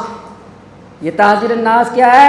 اب مولانا احسن نانوتوی کے استفتاء کا سوال کا جواب ہے تحذیر الناس۔ تو پھر یہ بحث چھڑ گئی۔ جب یہ بحث چھڑی تو عبد الحی لکھنوی نے اس مسئلے پہ 3 کتابیں لکھی، 5 فتوے دیے، 3 فتوے مجموعۃ الفتاوی میں اب بھی موجود ہیں۔ ایک اس کی کتاب الآیات البینات ہے، ایک اس کی کتاب زجر الناس ہے، ایک اس کی کتاب جسے کہ دافع الوسواس ہے جو اس اثر کے بارے میں اور قاسم نانوتوی کی حمایت میں انہوں نے جسے لکھی ہے، اور نذیر حسین نے جو فتویٰ دیا وہ بھی قاسم نانوتوی کی حمایت میں ہے۔ یہ تحذیر الناس جب شائع ہوئی تو دوسرے لوگوں نے بڑی گڑبڑ کری، اور ایک عبدالعزیز آدمی تھا، عبدالعزیز آدمی نے اس پہ 10 اعتراض کیے، قاسم نانوتوی نے ان 10 کا جواب دیا۔ اس کو کہتے ہیں مناظرہ عجیبہ، مناظرہ عجیبہ۔ حضرت نے اپنی زندگی میں جواب دے دیا تھا اس کا، اور عبدالعزیز حضرت کی رائے سے متفق ہو گئے تھے، اور دوسری اس کا رد لکھا گیا۔ القول الفصیح، ایک فصیح الدین تھا آدمی، بدا یونی، فصیح الدین بدا یونی، بقول حضرت نانوتوی کے کہ یہ عبد القادر بدا یونی نے خود لکھا ہے اور اپنے شاگرد کے نام لگا دیا، تو حضرت نے فوراً اس کا بھی ایکشن لیا اور اس کا نام ہے رد القول الفصیح، رد القول الفصیح۔ یہ مولوی صاحب جو ہے تمہارا، اس نے شائع کرا دی ہے، جسے کہتے ہیں بڑی نایاب کتاب ہے، بڑی اچھی کتاب ہے، اس کا نام تو تنویر النبراس ہے، اور مگر اس کا نام رد القول الفصیح ہے۔ یہ تحذیر الناس کے دفاع میں حضرت نے لکھی ہے، تو تحذیر الناس کو سمجھنا ہو تو پھر آپ سمجھ سکتے ہیں، اور اس کی عبارت کا حل اگر دیکھنا ہو تو حسین احمد مدنی نے الشہاب الثاقب میں لکھ دیا ہے، اس کو اگر دیکھنا ہو تو المحند میں موجود ہے، اس کو اگر دیکھنا ہو تو مولانا مرتضی حسن چاند پوری نے توضیح البیان میں لکھ دیا ہے، اس کو دیکھنا ہو تو مولانا سرفراز خان صفدر نے بانی دارالعلوم دیوبند میں اور عبارات اکابر میں لکھ دیا ہے، اس کو اگر دیکھنا ہو تو ہمارے منظور نمانی نے فیصلہ کن مناظرہ میں لکھ دیا ہے، سیف یمانی بر مقاعد فرقہ رضا خانی میں لکھ دیا ہے، مولانا عبدالشکور لکھنوی نے فرقہ وہ شیطانی بر پتہ نہیں آسمانی نام سے نام ہے، نصرت آسمانی، اس میں لکھ دیا ہے۔ تو بہت سے علماء نے اس کی وجہ بیان کر دی ہے، تفصیل کا موقع نہیں ہے۔ تو مولانا محمد قاسم نانوتوی کے بعد ہمارے بزرگ آتے ہیں حضرت شیخ الہند، ان کا نام محمود حسن ہے، یاد رکھنا، محمود الحسن نہیں ہے، یہ غلط نام مشہور ہو گیا، اصل نام حضرت کا محمود حسن ہے۔ یہ محمود حسن جو ہے یہ جسے کہتے ہیں کہ حضرت کے یہ بھی صدیقی ہیں، تو مولانا محمود حسن کی سمانیں اگر دیکھنی ہو تو ان کے شاگرد رشید جو ساری عمر ابو داؤد پڑھاتے رہے، مدرسہ اصغریہ کے بانی میاں اصغر حسین دیوبندی، یہ شیخ عبد القادر جیلانی کی اولاد میں سے ہے، اور جب دارالعلوم دیوبند کی بنیاد رکھی جانے لگی تو قاسم نانوتوی رحمۃ اللہ نے فرمایا میں ایسے بندے سے بنیاد رکھواؤں گا جن کی اتنے سال تکبیر اولیٰ بھی فوت نہیں ہوئی، وہ جو عبداللہ تھے جن کو منا جی کہتے تھے، یہ منا جی کے پوتے ہیں جسے کہتے ہیں میاں اصغر حسین دیوبندی، جن کی کتابیں مفید الوارثین، میراث المسلمین مشہور ہے، اور ان کی کتاب دینی مسائل کے نام سے ہے، اور فقہ الحدیث ہے، بڑی بڑی کتابیں لکھی ہیں انہوں نے مشہور و معروف، اور سب سے مشہور ان کی مفید الوارثین ہے جو ادارہ اسلامیات نے شائع کی ہے۔ انہوں نے ایک کتاب لکھی حضرت کے اوپر، اس کا نام ہے حیات شیخ الہند، حیات شیخ الہند، وہ آپ دیکھیں۔ اور ویسے ڈاکٹر ابو سلمان شاہ جہان پوری، یہ وہ کراچی کے ہیں، اور یہ جسے پیٹھان کالونی میں شاید رہتے ہیں، تو انہوں نے ایک کتاب لکھی ہے جسے کہتے ہیں شیخ الہند، مطالعہ شیخ الہند، بڑی زبردست کتاب ہے۔ اور ایک کتاب اور ہے اس موضوع پہ، وہ بھی بڑی اچھی ہے، اس وقت ذہن میں نہیں آ رہی۔ تو شیخ الہند رحم اللہ کون ہے؟ جنہوں نے 40 سال بخاری پڑھائی ہے دیوبند میں، سمجھ رہے ہو؟ ہاں، شیخ الہند نے بڑا کام کیا ہے، اور صدر مدرس دارالعلوم دیوبند کے تھے، اور جو 6 آدمی دارالعلوم دیوبند کے بانی تھے ان میں ایک ان کے والد گرامی تھے جن کو ذوالفقار علی دیوبندی کہتے ہیں۔ اور یہ ذوالفقار علی دیوبندی کون تھے؟ آپ نے اگر دیوان متنبی پڑھی ہے اس کا ترجمہ ذوالفقار علی دیوبندی کا ہے، اگر آپ نے دیوان حماسہ پڑھی ہے اس کا ترجمہ تشریح ذوالفقار علی دیوبندی کی ہے، اگر آپ نے قصیدہ بردہ پڑھی ہے یا قصیدہ بان سعاد پڑھی ہے تو اس کی شرح بھی جسے کہ یہ ذوالفقار علی دیوبندی نے لکھی ہے، اور قصیدے ان کے بہت ہیں۔ تو ذوالفقار علی دیوبندی کے یہ بیٹے تھے مولانا محمود حسن، حضرت شیخ الہند رحمہ اللہ، انگریز جن کا نام سن کے کانپتا تھا، یاد رکھنا۔ اللہ اکبر۔ حضرت شیخ الہند رحمہ اللہ نے کیا کام کیا ہے یاد رکھیں۔ حضرت کے یہ ابو داؤد، یہ جو اس وقت ابو داؤد تم پڑھتے ہو، اس کا متن درست نہیں تھا برِ صغیر میں۔ حضرت نے 6-7 نسخے دنیا سے اکٹھے کیے اور اپنے شاگردوں کو ساتھ ملا کے ابو داؤد کا ایک صحیح متن جسے کہتے ہیں پیش کیا۔ حاشیہ حضرت کا نہیں ہے، یاد رکھنا، یہ غلطی نہ کھانا، حاشیہ حضرت کا نہیں ہے، اس کا نام ہے تصحیح محمود، حاشیہ نہیں، حاشیہ اس کے اوپر جو ہے وہ سیوطی کا ہے، حضرت کا حاشیہ نہیں ہے، یاد رکھنا، تصحیح محمود متن کا حاشیہ کیا ہے۔ آپ جب مختصر المانی پڑھتے ہیں اس کا جو حاشیہ ہے وہ کس کا ہے؟ شیخ الہند مولانا محمود حسن کا ہے۔ حضرت شیخ الہند رحم اللہ نے بخاری کی ابواب تراجم کے اوپر کتاب لکھی ہے، اور بخاری کا اگر تمہیں میں بتاؤں یہ تراجم بخاری کیا ہوتے ہیں، یہ فقہ البخاری کیا ہوتی ہے، اور باب سے مناسبت حدیث کی کیا ہوتی ہے، اسی واسطے محدثین کہتے ہیں کہ بخاری آسان ہے کہ مسلم، حدیث تلاش کرنے میں بخاری بہتر ہے کہ مسلم، جو ساری ایک جگہ چیزیں دیکھنی ہوں پھر تو جسے کہتے ہیں کہ مسلم صحیح ہے، اور بخاری کی اگر تفقہ دیکھنی ہو، بخاری کی باب سے مناسبت دیکھنی ہو تو پھر فقہ البخاری ہے۔ یہاں بھی ایک نقطہ بیان کر دوں، ہمیں کہا جاتا ہے کہ ان کی قدوری پہلے لکھی گئی، دلیلیں بعد میں تلاش کرتے ہیں حنفی لوگ کہ قدوری پہلے ہے اور پھر اس کی دلائل بعد میں تلاش کرتے ہیں۔ اللہ کے بندو بخاری کا بھی یہی طرز ہے، بخاری پہلے اپنی فقہ لکھتا ہے، وہ جب بخاری کا باب ہے وہ بخاری کی فقہ ہے، وہ بخاری کا فہم ہے، وہ بخاری کا نظریہ ہے، اس نظریے کو ثابت کرنے کے لیے پھر بخاری سند میں وہ اپنی سند سے اپنی شرائط سے حدیث تلاش کرتا ہے، اور پھر وہ اس کے نیچے حدیث آتی ہے۔ اس لیے دقت پیش ہوتی ہے کہ بخاری جو لایا ہے باب سے مناسبت ہے یا کہ نہیں ہے، تو اس کے اوپر شاہ ولی اللہ نے ابواب التراجم لکھی ہے، مولانا شیخ الہند نے بھی لکھی ہے، وہ حضرت مدنی نے اس کو شائع کیا، اور آج کل آپ کے مفتی زر ولی خان احسن اللہ جسے کہ مدرسہ گلشن اقبال والے علامہ بنوری کے جو شاگرد ہیں انہوں نے وہ ابواب تراجم شائع کی ہے، اور مولانا ذکریہ کی ابواب التراجم بڑی مشہور ہے جو تقی الدین ندوی نے شائع کی ہے 5 جلدوں کے اندر۔ پتہ لگتا ہے کہ بخاری کی اس باب سے مناسبت کس طرح ہے، اور بخاری میں حدیث تلاش کرنی بڑی مشکل ہوتی ہے۔ امام بخاری کی عادت ہے ایک حدیث کو 10 جگہ پھیرتے ہیں، جسے کہتے ہیں کہیں ٹکڑا کہیں ٹکڑا کہیں، کسی سے کوئی بات ثابت ہو کسی سے کوئی بات ثابت ہوتی ہے، وہ وہاں بھی لے آتے ہیں وہاں بھی لے آتے ہیں۔ اس لیے پھر علماء کو بخاری کے اطراف کے اوپر کام کرنا پڑا، اطراف کو سمجھ دو، اطراف بھی ایک حدیث کی قسم ہے، سمجھ دو اطراف کو۔ اور اللہ کے بندو امام مزی کی کتاب تحفۃ الاشراف فی معرفت احادیث جو کتاب ہے مشہور 12-13 جلدوں میں، تحفۃ الاشراف، یہ فی احادیث اطراف، اطراف کا مطلب ہوتا ہے کہ شروع کا کوئی لفظ بتا دیا یا اینڈ کا لفظ بتا دیا، پوری حدیث بیان نہ کی تو اس کو کہتے ہیں یہ اطراف ہے۔ اور اطراف کے اوپر بات سنا دوں آپ کو، مرزا غلام احمد قادیانی کی، بڑا شاطر بندہ تھا۔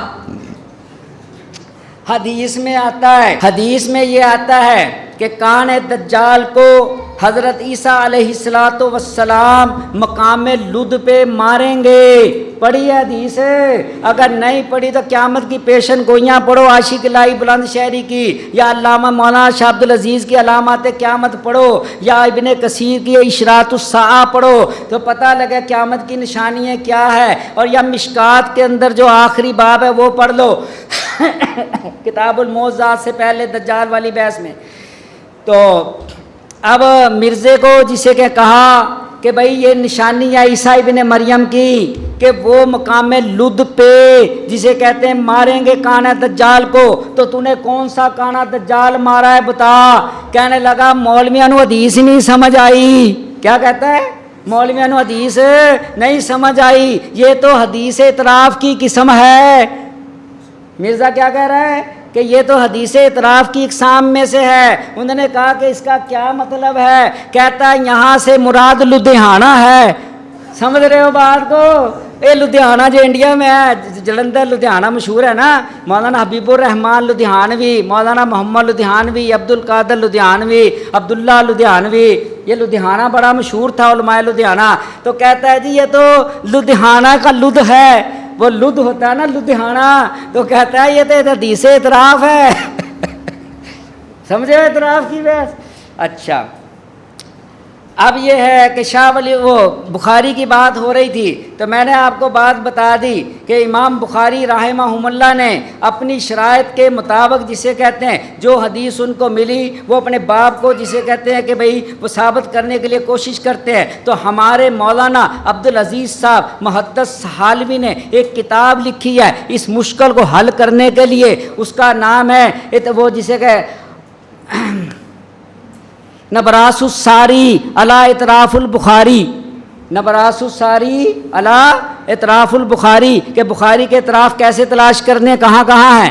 تو اب بات ہو رہی تھی کہ مولانا جسے کہتے ہیں کہ قاسم نانوتوی اور شیخ الہند کی. تو شیخ الہند نے جسے کہتے ہیں کہ ایک کام یہ کیا کہ ابواب التراجم لکھی. حضرت کی ایک کتاب ہے ایضاح الادلہ، حضرت کی ایک کتاب ہے جسے کہتے ہیں اس کا نام ہے ادلہ کاملہ. حضرت کی ایک کتاب ہے احسن القراء فی توضیح جسے کہتے ہیں جمعہ فی القراء. حضرت کی ایک اور کتاب ہے الجہد المقل.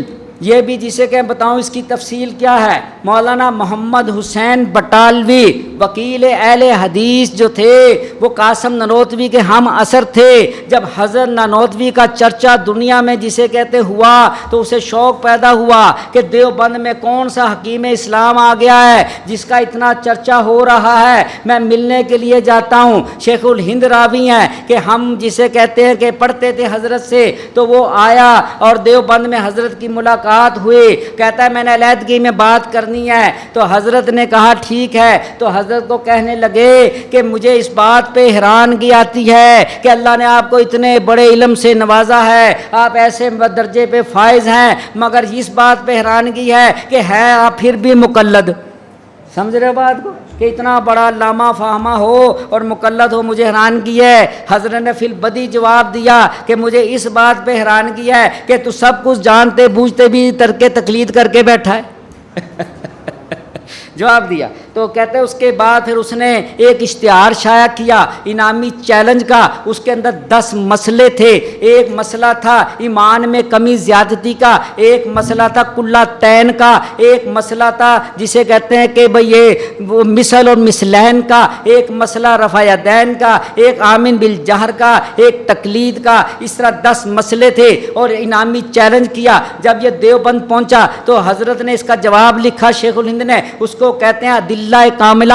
جب یہ ادلہ کاملہ شائع ہوئی تو پھر انہوں نے جواب نہ دیا تو پھر مصباح الادلہ کے نام سے احمد حسن امروہی نے جواب لکھا. یا احمد حسن امروہی مرزائیوں کے مرا یاد رکھنا. تو اس نے جواب لکھا مصباح الادلہ. پھر حضرت نے اس کے جواب میں ایضاح الادلہ لکھی تھی یاد رکھنا. اور یہ جو احسن القراء ہے حضرت گنگوہی کا ایک رسالہ تھا جسے کہیں اس کا نام تھا اوساق القراء فی تحقیق جمعہ فی القراء. اس کا جب جواب لکھا گیا شمس اللہ عظیم آبادی نے جواب لکھا، عبد الرحمن مبارک پوری نے جواب لکھا، ایک خدا بخش تھا اس نے جواب لکھا. جب دیکھا کہ میرے استاد کے مقابلے میں یہ آئی ہیں کتابیں تو حضرت شیخ الہند نے احسن القراء فی تحقیق جمعہ فی القراء کے نام سے کتاب لکھی. یہ 250 صفحے کی کتاب ہے، 20-30-8 سائز کی 250 صفحے کی کتاب، بڑی کتاب ہے.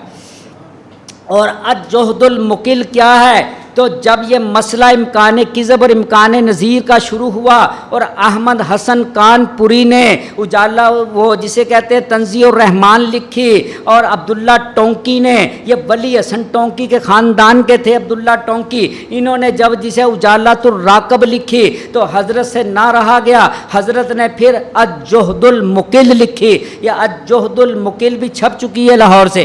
تو حضرت شیخ الہند رحم اللہ اور ان کی اگر سیاست کی بات کرنی ہے تو حسین احمد مدنی کی اسیر مالٹا پڑھنی چاہیے، مولانا محمد میاں کی اسیران مالٹا پڑھنی چاہیے. اور حضرت شیخ الہند کے کارنامے جو ہیں کہ وہ کیسے انہوں نے جسے کہ مالٹا کی جیل میں گئے اور پھر وہ کیسے چھٹ کے آئے اور حضرت مدنی نے کیوں گرفتاری دی، ان کا بھائی ساتھ کیوں جسے کہتے ہیں کہ گرفتار ہوا، اور مولانا جسے کہتے ہیں نافع گل جو تھے وہ حضرت کے ساتھ وہ عزیر گل کیوں قید ہوئے، اور حکیم نصرت حسین وہ کیوں مالٹا گئے، اس کی ساری تفصیل آپ کو مولانا حسین احمد مدنی نے جو لکھا ہے اسیر مالٹا اس کے اندر ملے گی۔ تو حضرت رحم اللہ نے جب جسے کہتے ہیں کہ بھئی مالٹا سے آئے، وہ پھر حضرت نے جسے کہتے ہیں تو قرآن کی خدمت کی، اس سے پہلے حضرت نے ترجمہ قرآن کیا تھا، یاد رکھنا، اور سورت بقرہ اور سورت نساء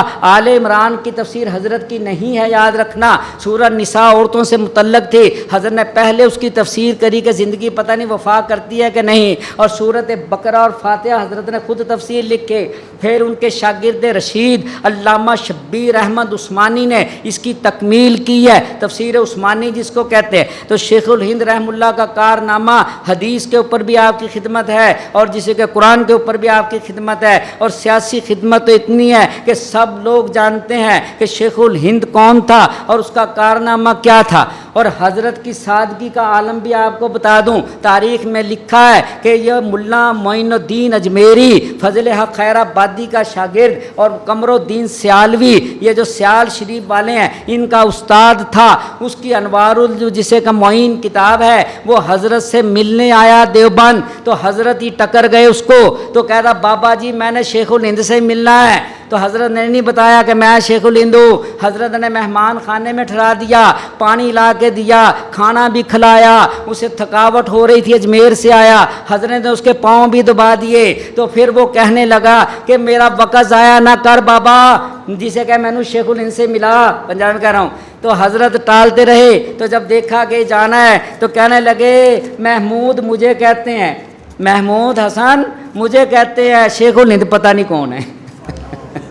تو کہتے ہیں جب انہوں نے یہ سنا کہ یہ بندہ محمود حسن ہے تو انہوں نے پہلے تو معذرت کری کہ پیر بھی دبوا لیے، کھانا بھی کھا لیا، سارا کرے یہ بندہ یہی ہے۔ تو سادگی کا عالم اتنا تھا، اللہ نے دبدبہ روب کتنا رکھا تھا، وجود بھی پتلا سا تھا حضرت کا، مگر انگریز ان کا نام لینے سے بھی کامتا تھا، یاد رکھنا۔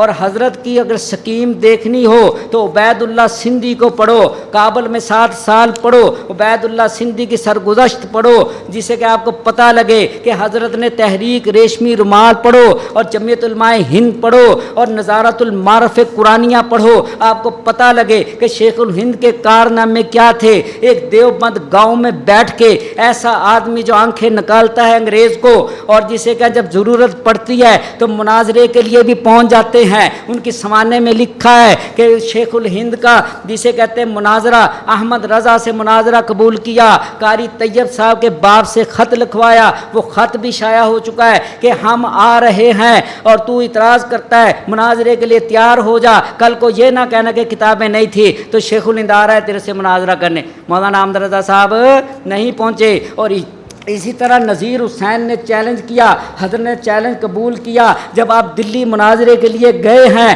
تو نذیر حسین مناظرے کے لیے نہیں آیا، یاد رکھنا، اس نے اپنا شاگرد تلطف حسین کو بھیج دیا۔ حضرت نے کہا اگر شاگردوں کی بات ہے تو میری طرف سے مرتضی حسن چاند پوری مناظرہ کرے گا، میں تو اس کے جسے کا چیلنج کو قبول کر کے آیا ہوں، میرے سے اگر بات کرنی ہے تو نذیر حسین کرے۔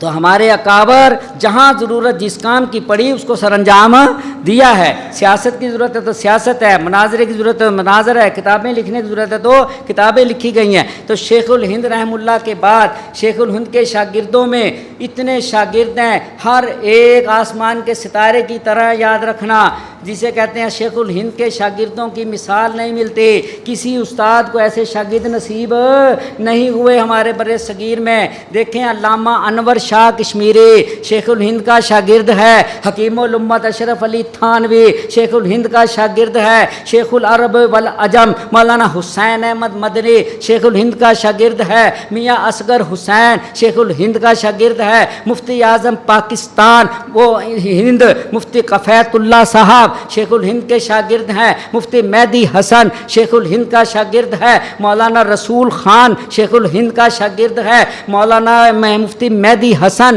شیخ الہند کے شاگرد ہیں، مولانا مفتی ریاض الدین شیخ الہند کے شاگرد ہیں، مولانا ابراہیم بلیاوی شیخ الہند کے شاگرد ہیں۔ یہ سمجھ رہے ہو نام سارے واقفیت ہو کہ نہیں؟ تو ایک ہی ہمارا تو بندہ بھاری ہے، کوئی علامہ انور شاہ جیسا کوئی دکھائے، کوئی حسین احمد مدنی جیسا لا کے دکھائے، جسے کہتے ہیں حسین احمد مدنی نے اپنے استاد کا جسے کہتے ہیں صحیح جانشینی کی ہے، آپ نے بھی تقریباً 40 سال کے قریب پڑھایا اور شیخ العرب والعجم بنے۔ حسین احمد مدنی ٹانڈا کے رہنے والے تھے، فیض آباد کے اندر ٹانڈا ہے، آپ نے ساری زندگی دیوبند میں گزاری، حاجی امداد اللہ سے تربیت پائی، حضرت شیخ الہند قاسم نانوتوی حضرت گنگوئی سے جسے تربیت پائی، حضرت گنگوئی نے خلافت سے نوازا، آپ نے کام کر کے دکھایا، آپ نے جیلیں کاٹی اور آپ نے جسے کہتے ہیں ساری زندگی استاد کا جسے کہ مشن پورا کیا۔ یاد رکھیں حسین احمد مدنی جو ہیں یہ صحیح معنوں میں شیخ الہند کے جانشین ہے، باقی اس شاگردوں میں ایک صفت ہے، دو صفتیں ہوں گی، دو صاف سے جسے کہ وہ ہوں گے، مگر حسین احمد مدنی ایسا ہے کہ شیخ الہند کی تمام جامع صفات اس میں موجود ہیں۔ سمجھ رہے ہو بات؟ تو شیخ الاسلام علامہ شبیر احمد عثمانی کس کے شاگرد ہیں؟ شیخ الہند کے شاگرد ہیں۔ اب علامہ انور شاہ کی اگر میں آپ کو کتابیں بتاؤں آپ حیران ہو جائیں گے، آپ ان کی فیض الباری کو دیکھیں، آپ ان کی جسے کہتے ہیں کہ بھائی وہ جو ترمذی کی کاپی ہے ان کی عرف الشذی شرح جامع ترمذی کو دیکھیں، آپ انوار المحمود شرح ابی داؤد کو دیکھیں، آپ ان کی کتاب جسے کہ اکفار الملحدین فی انکار ضروریات دین کو دیکھیں، آپ ان کی کتاب فصل الخطاب کو دیکھیں، آپ ان کی کتاب نیل جسے کہتے ہیں مرام کو دیکھیں۔ میں کہتا ہوں کہ آپ حیران ہوں گے کہ کشف الصدر کو دیکھ لیں۔ اب ساری کتابیں جسے کہ عربی کی تقی عثمانی صاحب کے بھانجے جو نور احمد بنگالی کے بیٹے ہیں اور اشرف سیفی کے بھائی ہیں، انہوں نے مجموعہ رسائل جسے کہتے ہیں کشمیری کے نام سے 5 جلدوں میں ادارۃ القرآن سے شائع کیے ہیں ان کے رسالے، اور اردو رسالے حضرت کے الگ ہیں، اور یہ جو کتاب ہے حضرت کی خاتم النبیین اس کا ترجمہ یوسف لدھیانوی نے کیا ہے، اکفار الملحدین فی انکار ضروریات دین اس کا ترجمہ ادریس میرٹھی نے کیا ہے جو وفاق کے پہلے صدر تھے اور جسے کہ بندوری ٹاؤن میں ترمذی پڑھایا کرتے تھے۔ تو علامہ انور شاہ کشمیری رحم اللہ نے بے شمار خدمات انجام دی، حضرت مدنی پھر ہماری سند کا حصہ ہے، اور علامہ انور شاہ یہ 2 شاگرد ایسے ہیں جن کے اس وقت بھی شاگرد موجود ہیں۔ یاد رکھنا ہمارے مولانا غلام اللہ خان وہ جسے کہیں کس کے شاگرد ہیں؟ علامہ انور شاہ کے۔ ہمارے مفتی عبد الواحد کس کے شاگرد ہیں؟ علامہ انور شاہ کے۔ علامہ بن نوری کس کے شاگرد ہیں؟ علامہ جسے کہتے ہیں کہ انور شاہ کے۔ مفتی اعظم پاکستان مفتی شفیع صاحب کس کے شاگرد ہیں؟ علامہ انور شاہ کے۔ مفتی رشید احمد لدھیانوی کس کا شاگرد ہے؟ حسین احمد مدنی کا۔ قاضی مظہر حسین کس کے شاگرد ہیں؟ حسین احمد مدنی کے۔ مولانا عبدالحق اکوڑا کھٹک والے کس کے شاگرد ہیں؟ حسین احمد مدنی کے۔ مولانا سرفراز خان صفدر اور صوفی عبدالحمید سواتی کس کے شاگرد ہیں؟ حسین احمد مدنی کے۔ جامعہ مدنیہ کے عبدالحمید سیتا پوری کس کے شاگرد ہیں؟ حسین احمد مدنی کے۔ اور مفتی رشید احمد حسین احمد مدنی کے۔ یہ جو مفتی محمد حسن ہیں جامعہ اشرفیہ والے عبد الرحمن اشرفی کے والد گرامی یہ کس کے شاگرد ہیں؟ علامہ انور شاہ کے۔ مولانا ادریس کاندھلوی کس کے شاگرد ہیں؟ مولانا جسے کہتے ہیں علامہ انور شاہ کے۔ اشفاق الرحمان کاندھلوی کس کا شاگرد ہے؟ علامہ انور شاہ کا۔ مولانا ظفر احمد عثمانی کس کے شاگرد ہیں؟ خلیل احمد امبیٹھوی کے۔ بات سمجھ رہے ہو؟ اس وقت جو مدارس ہیں اور یہ جو جسے کہیں جو علم کی جسے کہ شمع روشن ہے یہ ہمارے اکابر نے جو باغ لگایا ہے یہ جو شمع روشن کی ہے یہ اسی کا سارا فیض ہے جو آپ یہاں بیٹھے ہو۔ مولانا الیاس گھمن یہ کس کے شاگرد ہیں؟ علم حدیث انہوں نے کس سے سند حاصل کی؟ مفتی نذیر صاحب سے۔ فیصل آباد کے جو ہیں امدادیہ والے وہ کس کے شاگرد ہیں؟ مولانا خیر محمد جلندری کے۔ یہ خیر محمد جلندری جو خیر المدارس والے وہ کس کے شاگرد ہیں؟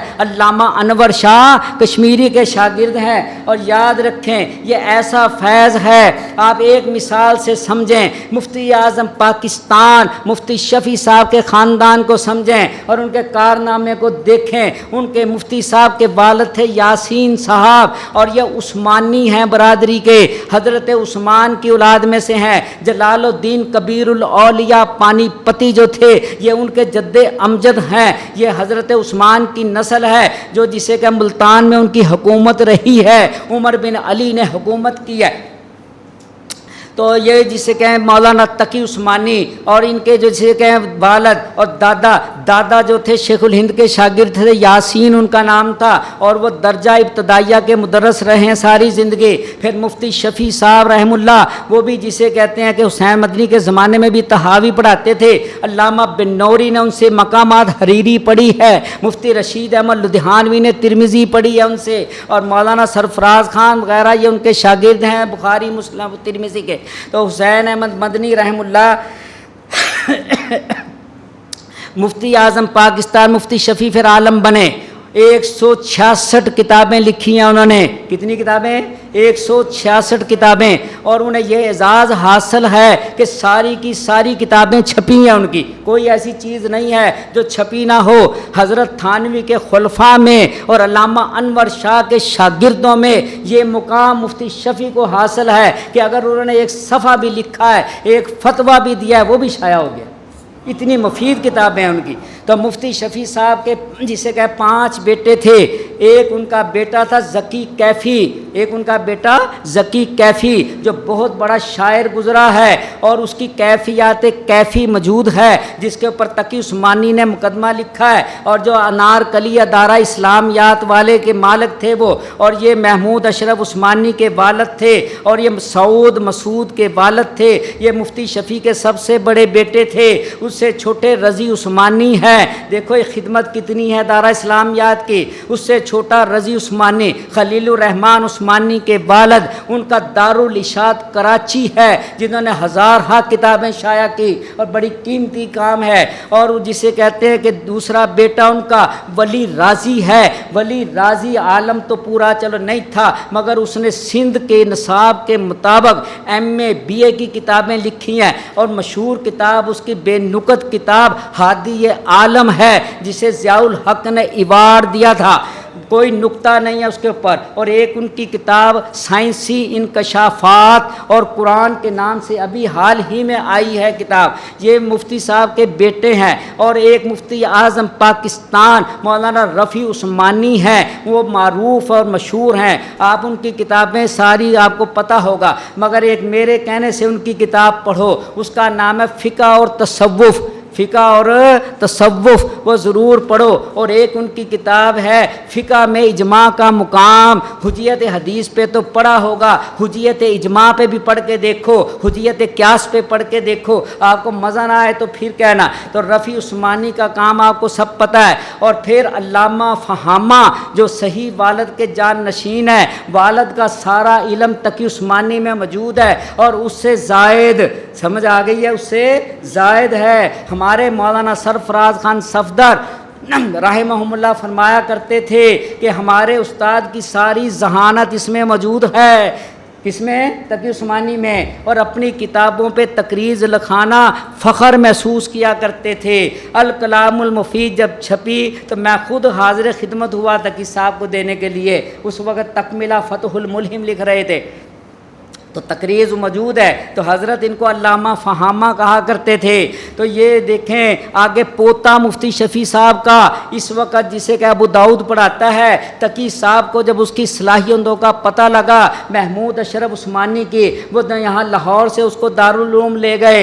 اب سنایت بخاری ثانی شاید پڑھاتا ہے یا ترمذی ثانی، اور ابو داؤد تو بڑے عرصے سے پڑھا رہا تھا، اور نائب مفتی بھی ہے محمود اشرف عثمانی۔ آگے تقی عثمانی کا بیٹا عمران اشرف عثمانی ہے، اس نے مزاربت کے اوپر زبردست PhD کا مقالہ جو لکھا ہے وہ چھپ گیا ہے، وہ پڑھنے کے قابل ہے کہ اس زمانے میں مزاربت کیا ہے، اور جو ہمارے ہاں اختلاف ہے صاحب ہدایہ نے جو لکھا ہے کہ بھئی ہمارا فتویٰ صاحب بین کے قول پہ ہے نہ کہ امام صاحب کے قول پہ ہے، اس کی توجیہ اور اس کی وجہ کیا ہے، جبکہ مسلم کتاب المزارہ میں امام صاحب کے دلائل تو موجود تھے، پھر فتویٰ صاحب بین کے قول پہ کیوں دیا؟ یہ ساری بحث آپ کو اس میں مل جائے گی۔ یہ چیٹ پڑھی بھی نہیں ہے، کیا لکھا ہے اس نے؟ فقہ حنفی پر اعتراضات کے جوابات، امام صاحب پہ اعتراضات کا آپ کی کتابیں ہیں بھائی وہ موجود ہیں، یہاں سے لے لینا، میری کتابیں ہیں۔ حضرت اپنا تعارف بھی کرائیں۔ اچھا اس کی بھی ضرورت ہے؟ اچھا بھائی، اللہ حکم۔ دیکھو میں بنوری ٹاؤن میں تھا، حبیب اللہ مختار صاحب گئے ہوئے تھے کوئٹہ، تو میرا درس رکھ دیا دارالحدیث میں، تو ایسا ہی موسم تھا، رمضان آنا تھا، تو میں نے تراویح پہ درس دیا، کہا مجھے تراویح پہ درس دو، میں نے تراویح رکھ دی۔ تو تراویح کی جو روایت ہے نا ہماری 20 رکعتن والی، ٹھیک ہے، 20 رکعتن والی ابن عباس کی جو روایت ہے اس کے اوپر گفتگو ہو رہی تھی، تو سند کے اوپر بحث میں کر رہا تھا کہ اس کی سند میں ایک راوی ہے ابراہیم بن عثمان ابو شیبہ۔ کون؟ ابراہیم بن عثمان ابو شیبہ۔ یہ ابراہیم بن عثمان ابو شیبہ جو ہیں یہ مصنف ابن ابی شیبہ کے دادا ہیں، یاد رکھنا، ٹھیک ہے۔ اب ان کی وجہ سے غیر مقلدین کا سارا اعتراض ہے کہ یہ روایت ضعیف ہے، تو ہم کہتے ہیں کہ بھائی موضوع من گھڑت تو نہیں ہے، ذوف ہے، تو ذوف کے اوپر میں بحث کر رہا تھا کہ جرح مفسر بھی ہوتی ہے اور جرح مبہم بھی ہوتی ہے، سمجھ رہے ہو مفہوم کو؟ جو آج اچھی طرح پڑھی ہوگی جنہوں نے وہ نخبۃ الفکر وہ سمجھتے ہوں گے، مگر نخبۃ الفکر بھی شافیوں کی ہے۔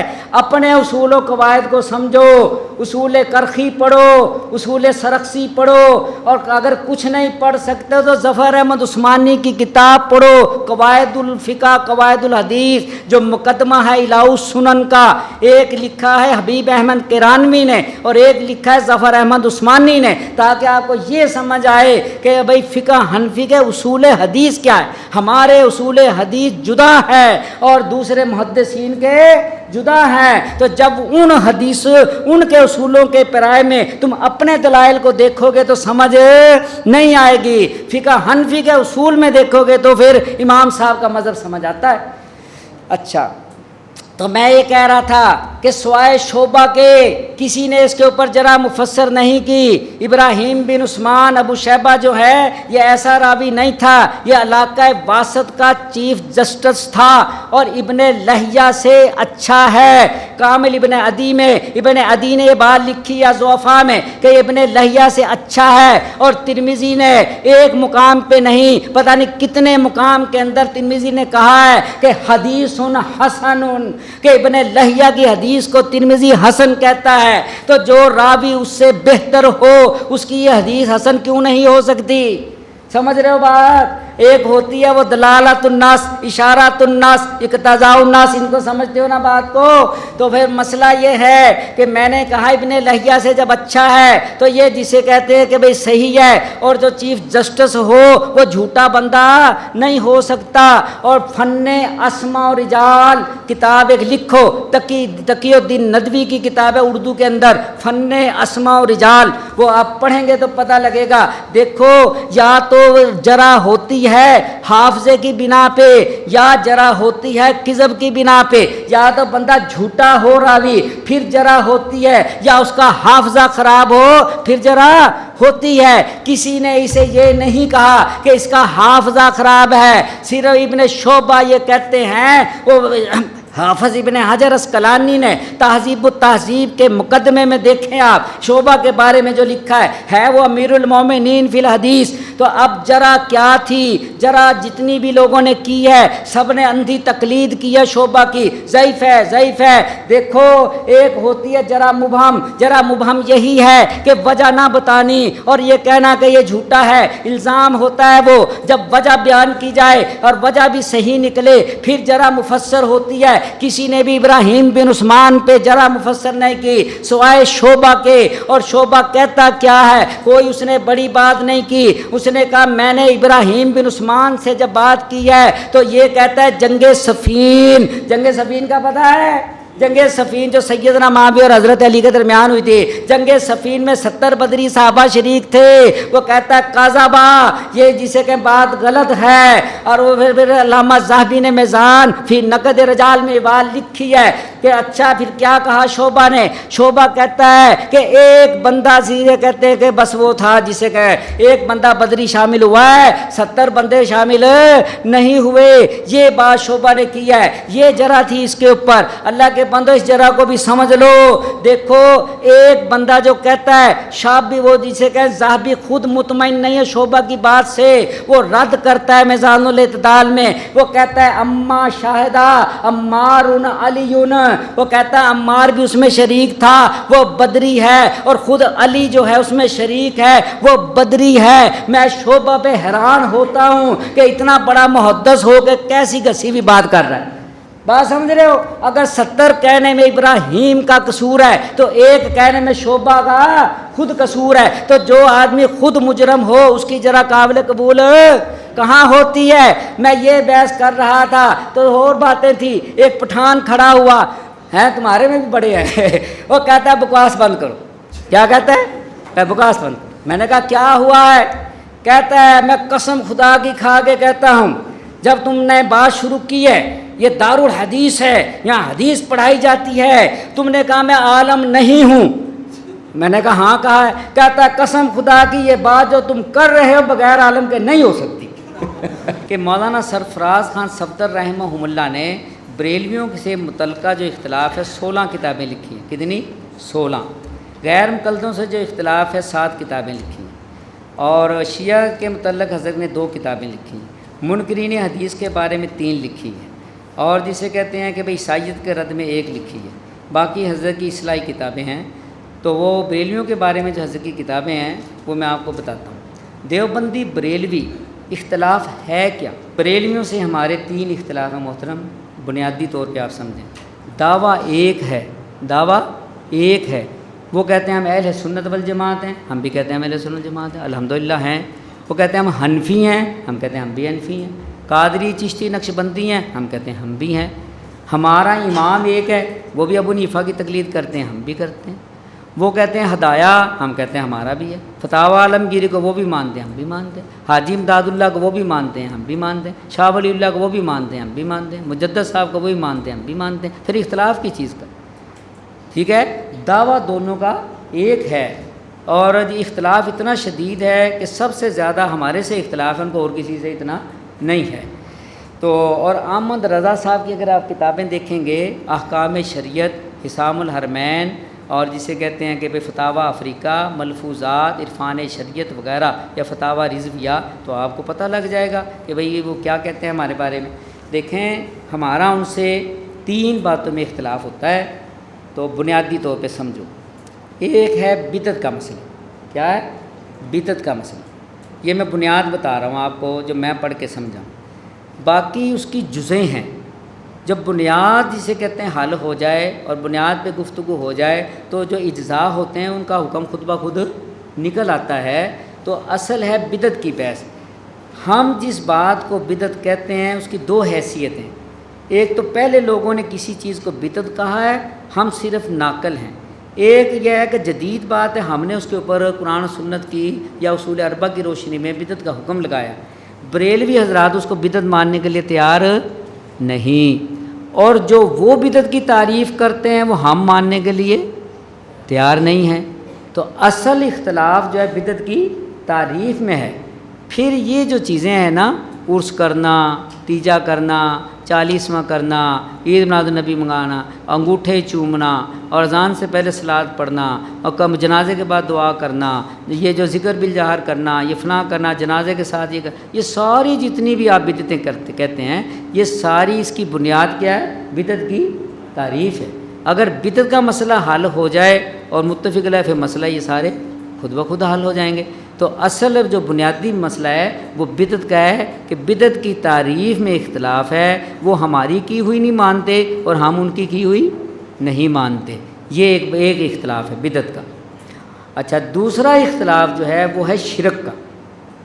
علم غیب، حاضر ناظر، مختار کل، نور بشر، یا سلب کرنا، یا علی مدد کہنا، یا غوث الاعظم کہنا، قبروں کو سجدہ کرنا، دور راہ سے سفر کرنا، قسم کھانا، یہ جتنی بھی چیزیں ہیں ہم کہتے ہیں کہ یہ شرک ہے. مثال ہے تو وہ شرک تسلیم نہیں کرتے. ایسی ہے نا بات. تو اصل اختلاف کیا ہے؟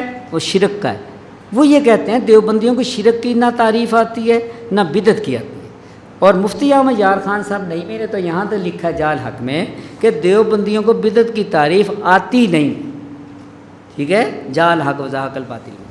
تو اب اصل بنیادی جو بات ہے وہ شرک اور بدعت کی تعریف کا اختلاف ہے، اور یہ سارے جز ہیں، ساری یہ چیزیں جو ہے نا، تو اصل بنیادی اختلاف یہ ہے۔ بریلوی حضرات یہ کہتے ہیں نہیں، دیوبندی بڑے شاطر نے، وہ ہماری عوام کو الجھاتے ہیں، اصل اختلاف ہمارا ان کا عبارات کا ہے، ٹھیک ہے، اور ان کی عبارات کفریہ ہیں، اور یہ غلط لوگ ہیں، ٹھیک ہے۔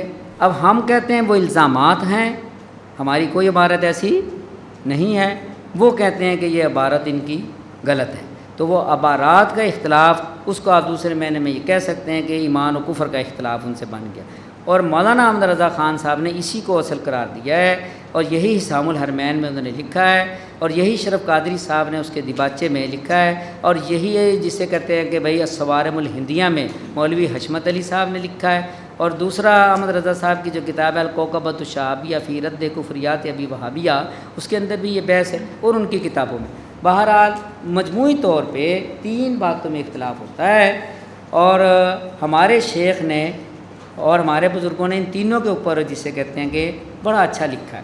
تو اگر آپ دوسری چیزیں نہ دیکھیں، صرف مولانا سرفراز خان صفدر رحمہ اللہ کی چیزوں کو دیکھیں گے تو آپ کو بڑا فائدہ جسے کہتے ہیں ہوگا۔ دیکھیں، حضرت نے بدعت کے مسئلے پہ لکھی ہے راہ سنت۔ جب تک آپ راہ سنت کو اچھی طرح نہیں پڑھیں گے، نہیں سمجھیں گے، آپ بدعت کے بارے میں کسی سے گفتگو نہیں کر سکتے، اور اسی کا نام ہے المنہاج الواضح، یعنی راہ سنت، جنیلی سڑک، اور اس کا پشتو میں بھی جسے کہتے ہیں ترجمہ ہوا ہے، انگریزی میں بھی ہوا اور زبانوں میں بھی ہوا، بڑی مقبول و معروف کتاب ہے، اور 7 باب اور 1 خاتمہ ہے اس کا۔ 6 بابوں میں حضرت نے پہلے جسے کہ بدعت سمجھائی ہے، اور 7ویں باب میں فردن تقریباً 17 بدعات پہ تبصرہ کیا، اور 1 خاتمے پہ ان کے کچھ شکوک کے جوابات دیے۔ تو بہترین کتاب ہے۔ جب یہ شائع ہوئی تو پھر جسے کہتے ہیں اس کے جواب میں مفتی احمد یار خان نے اپنا نام تو نہیں لیا، اپنے بیٹے اقتدار احمد کے نام سے اس کے رد میں راہ جنت ایک کتاب لکھی۔ کچھ سالوں کے بعد حضرت نے فوراً اس کے جواب میں باب جنت لکھی۔ کیا لکھی؟ باب جنت۔ تو 2 ہو گئی حضرت کی اس موضوع پہ کتابیں۔ اب رہ گیا شرک کا مسئلہ، تو شرک کی بنیادی بات سمجھانے کے لیے حضرت نے گلدستہ توحید لکھی، گلدستہ توحید لکھی۔ اس کا کوئی جواب نہیں تھا، کوئی 50 سال کے بعد مولانا اشرف سیالوی نے اس کا جواب لکھا تھا، اور پھر اس کا جواب ایوب قادری صاحب نے لکھ دیا۔ تو پھر حضرت نے علم غیب پہ ازالۃ الریب ان عقیدۃ علم غیب 600 صفحے کی کتاب لکھی ہے، 26-8 سائز کی۔ تو اس کے کوئی 32 سال بعد یا کچھ عرصے کے بعد ایک عالم نے لکھی اثبات علم غیب باجواب ازالۃ الریب۔ حضرت نے 1 مہینہ بھی نہیں لگایا، فوراً اس کے رد میں اظہار العیب فی کتاب اثبات علم غیب لکھ کے جسے کہتے ہیں اس کا رد کر دیا۔ تو یہ حضرت کی علم غیب پہ 2 ہو گئی۔ پھر حاضر ناظر کا مسئلہ جو ہے، حضرت نے اس کے بارے میں کتاب لکھی تبرید النواظر فی تحقیق مسئلہ حاضر و ناظر، یعنی آنکھوں کی ٹھنڈک۔ صوفی اللہ دتا لاہور کے تھے، وسن پورے کے، انہوں نے اس کا جواب لکھا تنویر الخواطر۔ حضرت نے پھر اس کا جواب لکھا تفریح الخواطر فی رد تنویر الخواطر۔ تو 2 ہو گئی حاضر ناظر میں۔ پھر مسئلہ مختار کل ہے، حضرت کی کتاب ہے تحقیق مسئلہ مختار کل، یعنی دل کا سرور۔ اس کے جواب میں پنڈی کے اب بھی حیات ہیں وہ حسین الدین شاہ، بریلوی مسلک کے ہیں، سید حسین الدین شاہ، انہوں نے نور ہدایت لکھی۔ حضرت نے فوراً اس کا جواب راہ ہدایت کے نام سے دیا، وہ بھی مطبوع ہے۔ تو 2 آپ کی مختار کل پہ ہو گئی۔ نور بشر پہ آپ نے نہیں لکھی تھی، تو میں نے حضرت سے کہا کہ حضرت، کہنے کا میں تاجر آدمی نہیں ہوں، میں کاروباری بندہ نہیں ہوں، میری کتابوں میں یہ مسئلہ تفصیل سے آ چکا ہے، اس لیے اب میں نے کہا تو تھا تنقید متین کے اندر، اب مجھے ضرورت نہیں ہے۔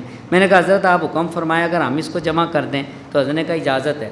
تو پھر ان کے بھتیجے عزید الراشدی کے داماد صوفی عبدالحمید سواتی کے بڑے بیٹے مولانا محمد فیاض خان سواتی نے اس کو جمع کیا، اور اجازت میں نے لی، اور نور بشر کے نام سے حضرت کا ایک رسالہ ہم نے جمع کر دیا، بڑا مفید رسالہ ہے۔ تو پھر حضرت کی کتاب تھی تنقید متین بر تفسیر نعیم الدین، یہ پہلی کتاب ہے جو نعیم الدین مراد آبادی کی جو تفسیر ہے احمد رضا کے حاشیے پہ، اس کا نام ہے خزائن العرفان۔ مفتی احمد یار نے جو حاشیہ لکھا اس کا نام ہے نور العرفان۔ احمد رضا صاحب نے حاشیہ نہیں لکھا تھا، صرف ترجمے کا نام ہے ان کا کنز الایمان فی ترجمۃ القرآن۔ تو پہلا جو چھپا تھا ایڈیشن اس پہ تفسیر نہیں تھی، دوسرے ایڈیشن میں نعیم الدین مراد آبادی نے تفسیر لکھی تھی۔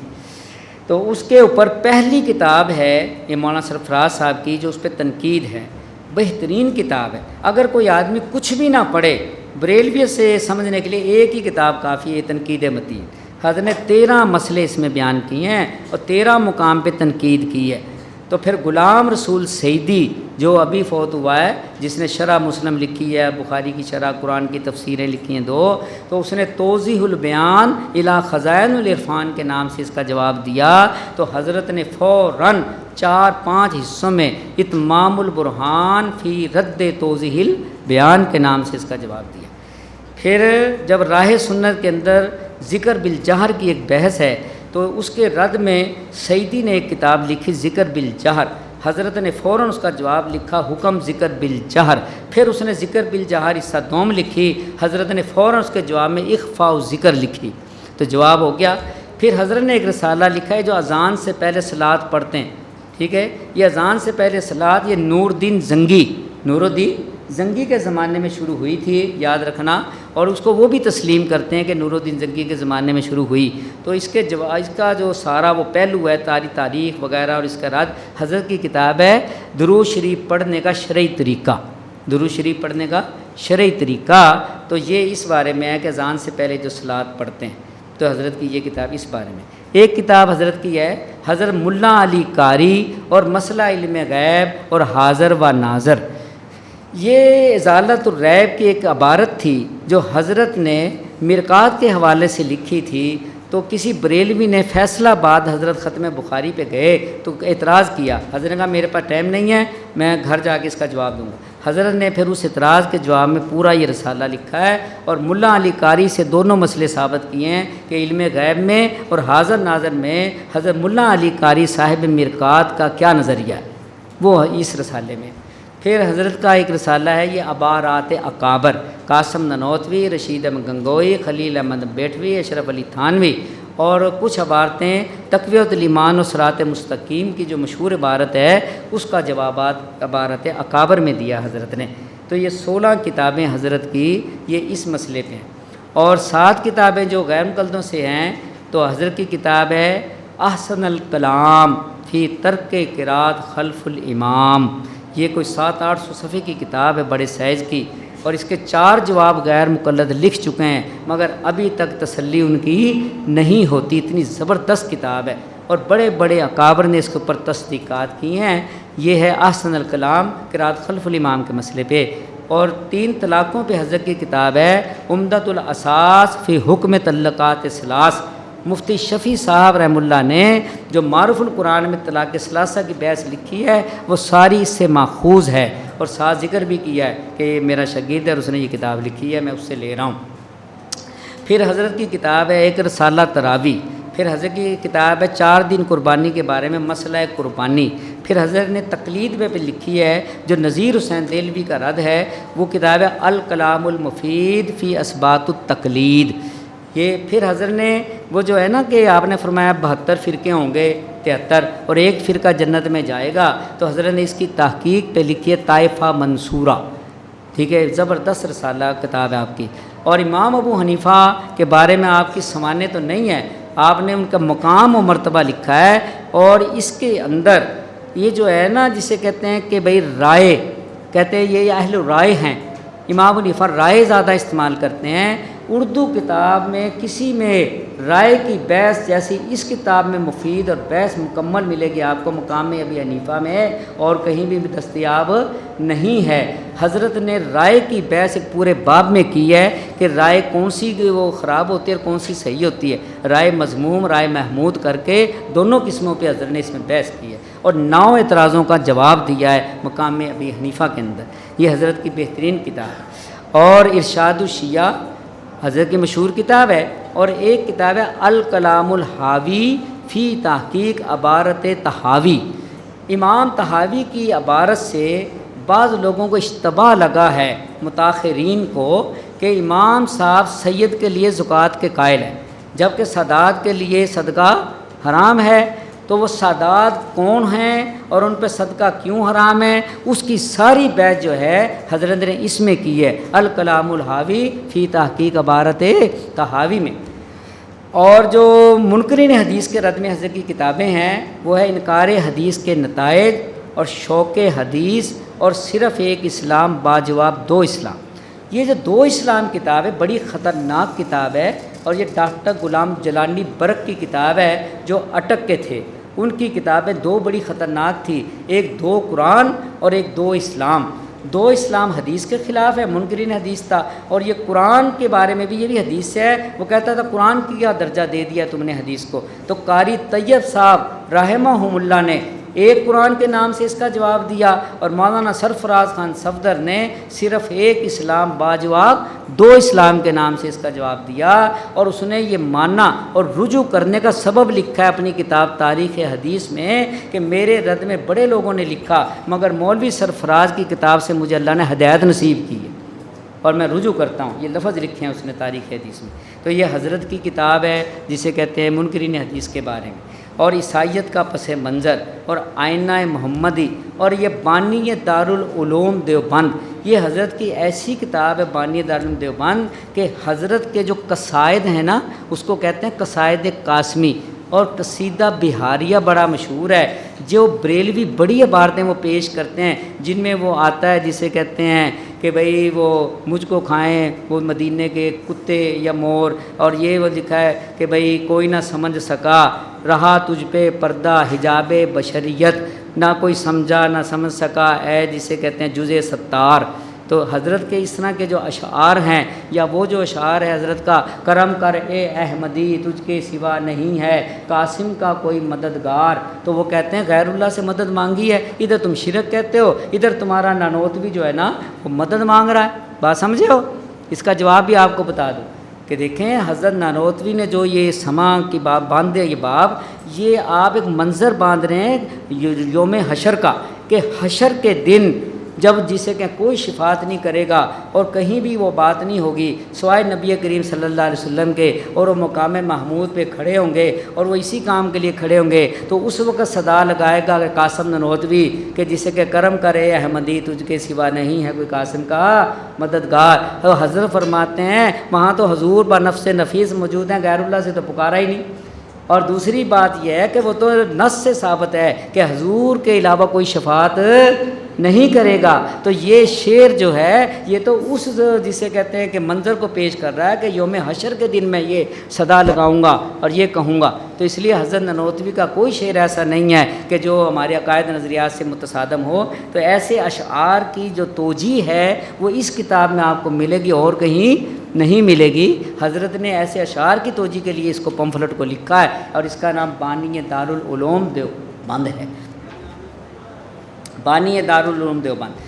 اس طرح حضرت کی اور بھی کتابیں ہیں، آئینہ محمدی ہے دوسری ہے۔ تو حضرت نے بڑا کام کیا، اور حضرت مدنی رحمہ اللہ کے آپ شاگرد تھے، اور خزائن جسے کہتے ہیں کہ بھئی وہ جو ہے سنن، وہ ترمذی کی کاپی ہے آپ کی، اور احسان الباری لفہم البخاری وہ بخاری کی کاپی ہے آپ کی۔ اور ایمان کے اندر وہ جو زیادتی اور کمی کا مسئلہ ہے جو امام ابو حنیفہ کے اوپر بحث کی جاتی ہے، جس کی تفصیل مولانا سلیم اللہ خان نے کشف الباری کے اندر بڑی اچھی کی ہے، وہ آپ دیکھ سکتے ہیں کہ ایمان میں کمی و زیادتی کا کیا مطلب ہے، اور اعمال جو ہیں وہ اس کا حصہ ہیں کہ نہیں، اور تصدیق قلبی کیا ہوتی ہے، اور ایمان مکمل ہونے کے بعد کیا نظریہ ہوتا ہے، اور جب جسے کہ احکام جاری ہو رہے ہوں تو کیا نظریہ ہوتا ہے۔ تو اس کی ساری بحث حضرت نے اس میں بڑی اچھی کی ہے احسان الباری لفہم البخاری کے اندر۔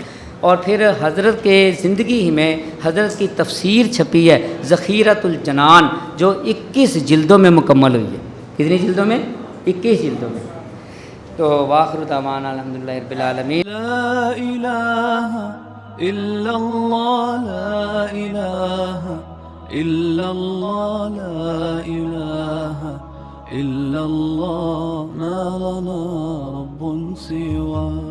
لا الہ الا اللہ، لا الہ